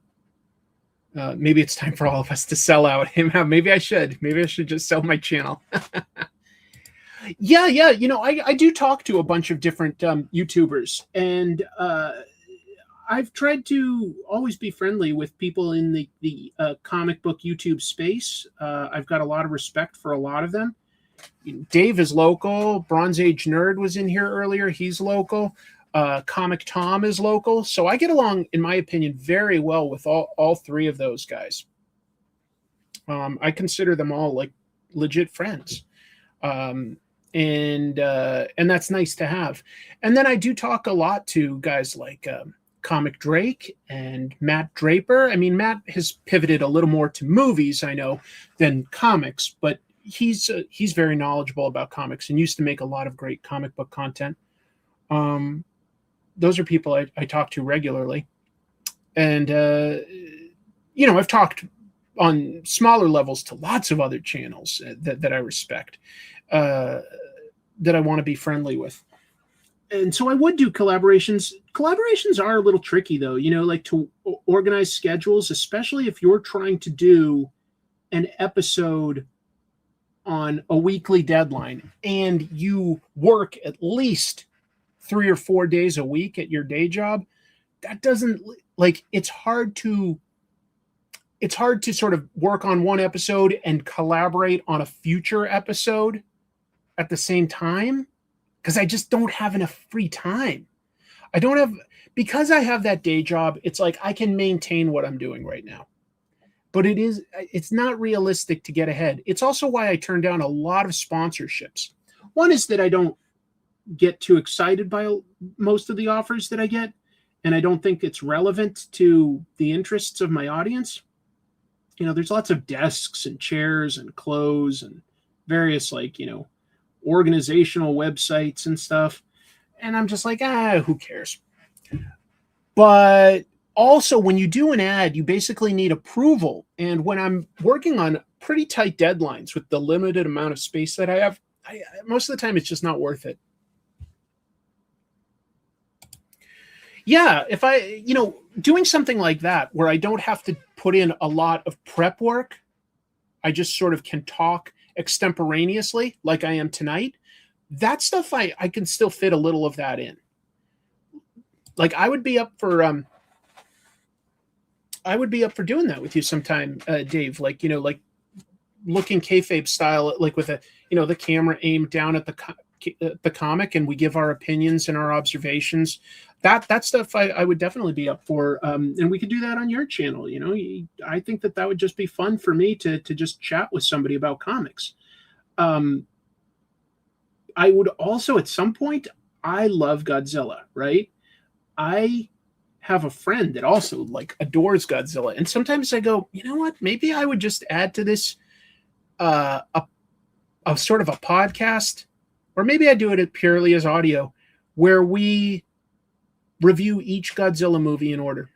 I thought that would be something fun for me, where I wouldn't have to do a lot of prep because I've seen them all. I would like to do that if I could fit that in. Maybe we'll see.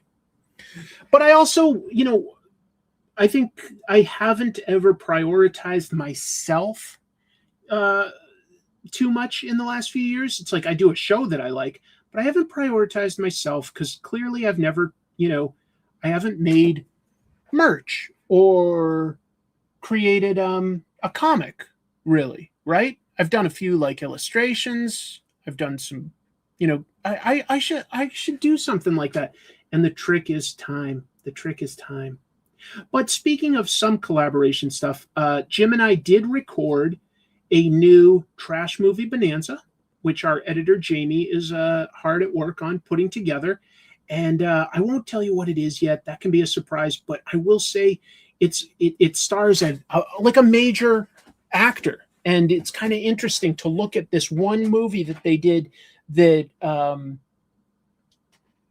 respected quite a bit in hindsight, and a lot of people are aware of it, but not many people saw it, and it definitely bombed when it came out. And so we had a lot of fun talking about this really popular actor who, when he was young, did a really interesting thing. Yeah, I'd like to do that. I know that lots of people have talked about Godzilla, but it's something I love, and I would enjoy talking about each one in order. And that would be about 30 episodes or something. It's doable. You want 1 million hits on a video title? 1, I have to apologize, with a thumbnail of yourself looking solemn at the camera. Then the video is just you talking about Batman. I've seen how plenty of, drama channels will do something like that. It's such clickbait, but it works. Yeah, I just sort of have one like this.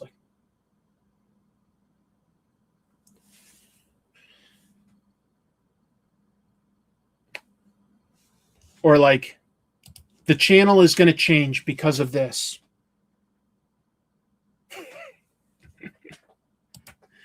I love the new AI summary feature so I can skip the BS in clickbait vids. I guess I haven't seen that. Yeah, there is, like, for instance, the TV show, live action TV show that had Godzilla. What was that called? They do, but I feel like that would be very hard if somebody was, say, looking for an episode about Wally Wood. I want to have that in the title so that people can potentially find it. But realistically, if I was less cynical and more about just getting video reviews, I'd go, all it should do is say, like, this artist had the toughest life. And that would probably get more views. So maybe I'd bring more people around to discovering artists with that. Maybe I'll try that sometime. Maybe I'll just try that sometime. You know what? Also, now that I think of it, YouTube does let you do an A/B test with up to 3 titles and thumbnails. So maybe I'll try one sometime that just, like, says something more vague, like the story of this artist is heartbreaking. Sure, I've thought about it. And again, the trickiest thing is I just don't have the free time. You know who does good shorter videos? This guy, Noah. Noah's got a great channel, and he does a lot of great shorter reviews that are concise, to the point, make a good, clever observation about an artist or a writer or a story arc. He gets to the point and he gets out. And I think he does it very well. So yeah, I appreciate it. This just happened. Yeah, here I just have something like this, and I'm like, this just happened.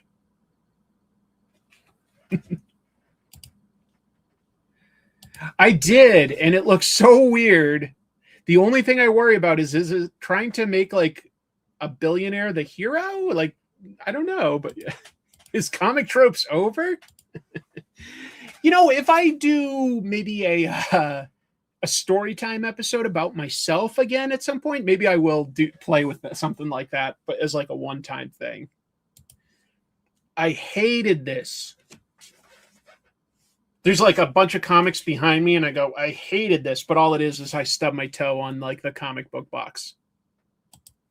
Oh, you don't have to say that, but that's very, very kind of you. No, you think you're doing a good job, Noah. It's nice of you to watch. It's nice of you to watch.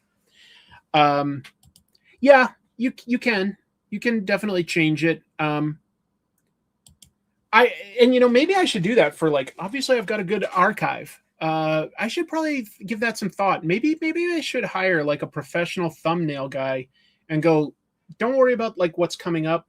Look at my past and you figure it out. Like, what should we change? Like, or just start from the beginning and make me good stuff. He used a chainsaw to do what? I did a parody of that once. You guys may not remember, but it's a very short video on Comic Tropes going, like, the Invincible Easter eggs. And it was like when Invincible released its first trailer. And I'm like, you may not have picked up on this, but in this scene, Invincible is flying through the sky. That's a reference to how in the comics, he has the gift of flight. My worst episode? I'm just having fun doing the poses now. Tell you what. I will act out what I would do for the thumbnail for the next 5 suggested video titles. The next 5 that I see that are suggested, I'll act it out. Okay? So give me a clickbait or something, and I'll show you what, like, I would do as, like, the thumbnail of me.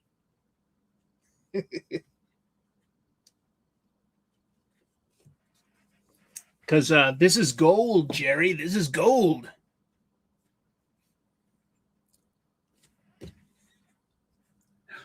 That's right.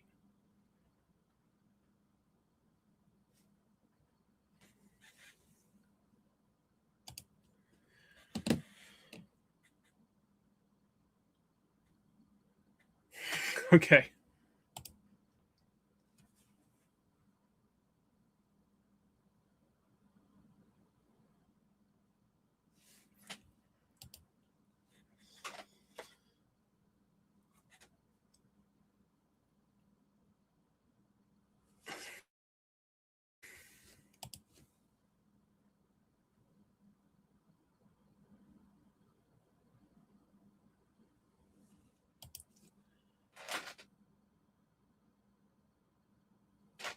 Okay. What do you think of those silent impressions? I know people tune into this to actually listen to someone talk, but I just did some silent impressions. Thank you. I'll model your thumbnails. I bought a new collection. I can't believe I found this in the collection. What else was I going to talk about tonight? I'll talk about briefly, and no spoilers, but I'll talk briefly about, I did see the new Evil Dead movie. I'm a big fan of Evil Dead, mostly because I love both Sam Raimi and especially Bruce Campbell.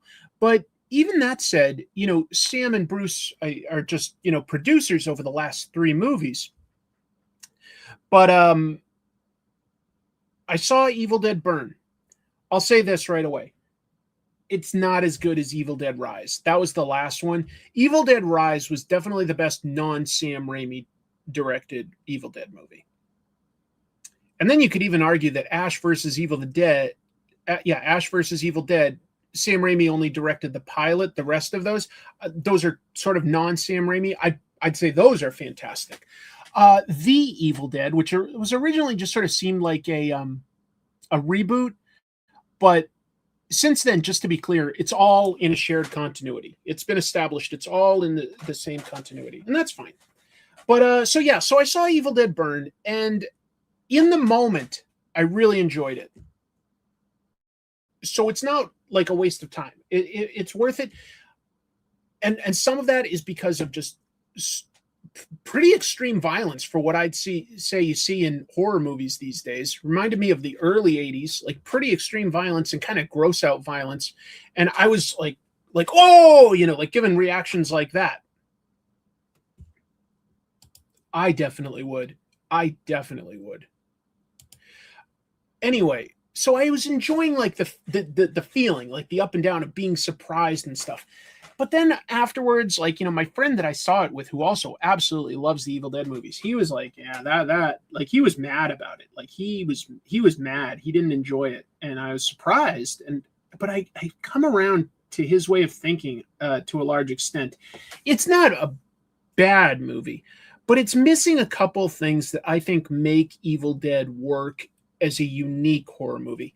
It's missing the Evil Dead themselves should really be taunting and teasing the heroes and acting kind of goofy from time to time because they're just weirdos. In this one, they're tormenting the heroes, but it's not that goofy. And it needed some of that humor because it is bleak. It's all about an arguing family. It's all about a family that has big problems. And that was not the dynamic that was fun to engage with. It was kind of miserable sometimes.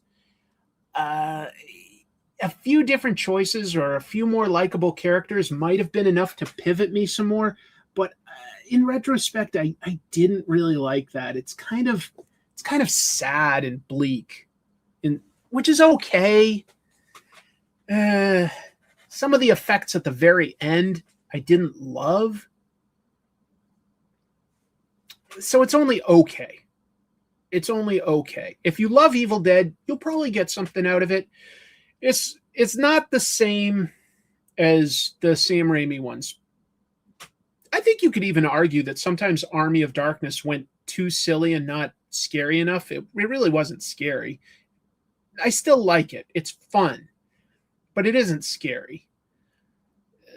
I don't know that this one was scary per se, more like surprising and gross out. You know what I mean? Whereas I think Rise did have some genuine scares and creepiness to it. Anyway. I see what you mean. Yeah, the dad character does look a little like him.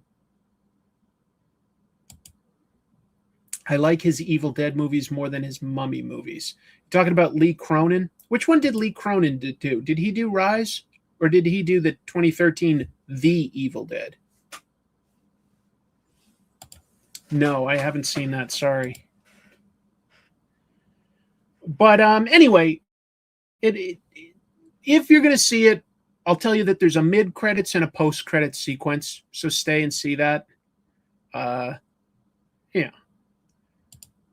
Cronin did Rise. Okay, well, I liked Rise a lot more than The Mummy. The Mummy was fun for what it was, but not great. It was fun for what it was. Anyway, so, yeah, I was thinking tonight of going to see the new David Wayne comedy movie, Gail Daughtry and the Celebrity Sex Tape. That looks pretty funny. I love Wet Hot American Summer, probably one of my favorite comedies of all time. But I'm really exhausted. So I think when I finish, I'm not going to go out to the movies. I got work first thing in the morning. Don't Breathe was pretty good. Don't Breathe was pretty good. The second one, not as much. But the first one was. What's this? Bruce Campbell cameoed. Yeah, at the end of the first one. I remember. Wait. Are you talking about something else?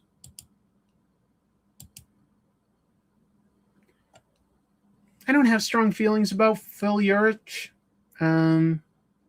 Yeah, what did he became like the heroic Green Goblin, right? I don't know. The new ones are more serious tone. That's what's great about the franchise. So many different tones. And I didn't mind the more serious tone for the 2013 The Evil Dead, but that one benefited from a really interesting story of somebody going through like going cold turkey drug withdrawal. So they didn't trust her at first. And it made sense that they wouldn't trust her. And it was like a good metaphor for like getting clean from drugs. It was a good metaphor. I liked Alien Romulus. I like that one.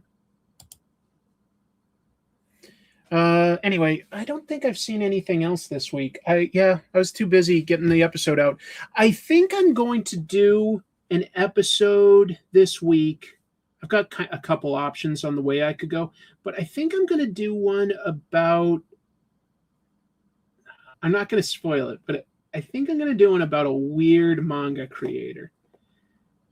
So not too much of a recap of the manga itself, so much as talking about the manga creator and what a weirdo he is.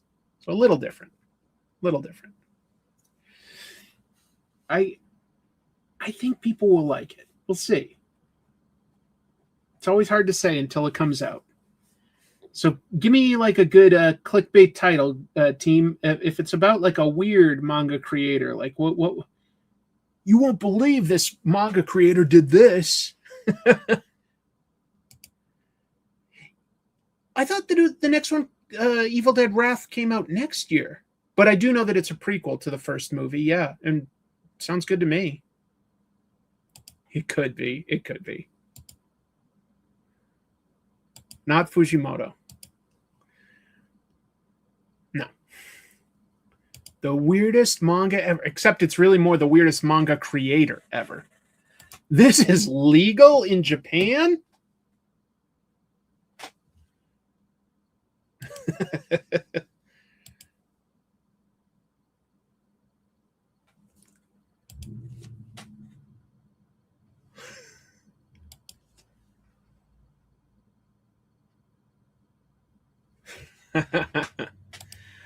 I'm going to do Go Nagai sometime soon, I think. Because a lot of like comic creators might be known for like creating either one thing or one type of thing, right? I think Tezuka is kind of an anomaly there, where he created a lot of different genres, created anime as well as like manga, popularized a lot of genres. And you could look at somebody also that's influential like Shigeru Mizuki, who popularized yokai, but also did some really serious World War II comics. So like very different.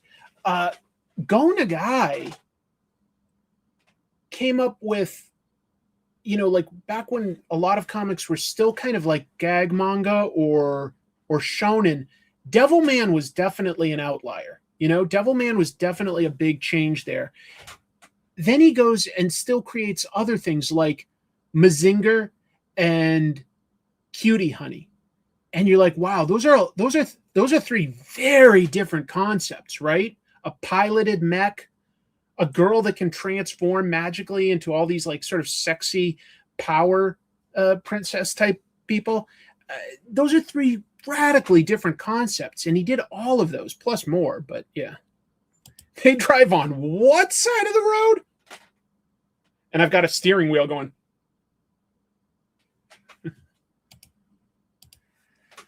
Shintaro Kago is an interesting person, sure, yeah.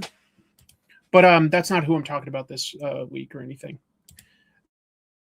There are precursors. No, there are precursors. I'm not trying to say that, but he was a fairly early one, fairly early. And then the fact that he went on to create other things.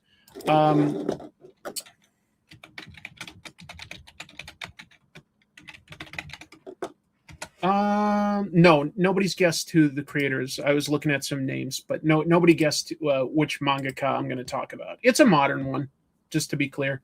I appreciate that you're all trying to guess. That's fun. I guess I'm done drawing. Was there anything else that I had on my list to talk about? I talked about X-Men, answered some questions, talked about the books I'm reading, talked about comic tropes and trash movie bonanza, talked about Evil Dead. I think that's everything. Nope, none of you guessed. Oh, yeah.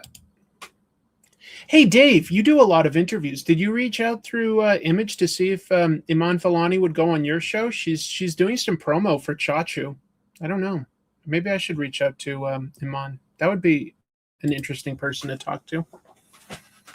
I love that she likes comics so much. Marvel, there's another one. I'm like saying that it's taken too long for Shang-Chi or Doctor Strange as examples to get their next movie.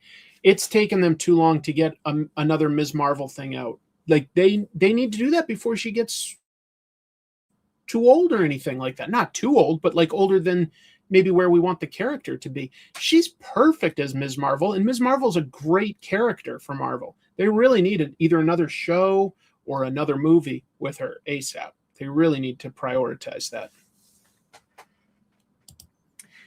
She's a real one.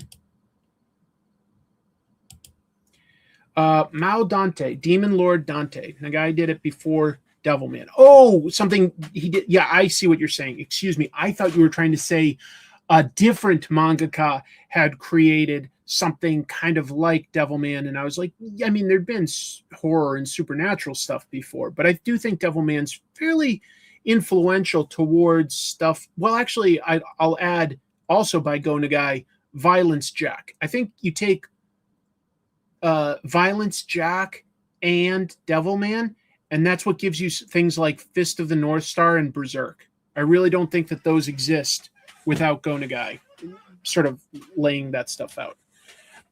Nope. Nobody's guessed it yet who I'm talking about. Nope. And I'm glad. I think I'll give you something new, hopefully. I want to give people something new to talk about. Oh, geez, I've done a longer show than typical. 3.5 hours. I've been having a fun time tonight. I perked up thanks to this coffee. I started this show so tired, but I had a good time talking to everybody tonight. So yeah, I'll have that. Don't expect it to necessarily talk as much about the techniques and stuff in the comic. It's talking about a creator and their relationship with their own creation, which I think is still an interesting angle to discuss. Any comics or manga or bande dessinée or fumetti or quadrinos that you're all reading that I'm missing out on? Always looking forward for that. Go feed your hungry caterpillar. I'm about to.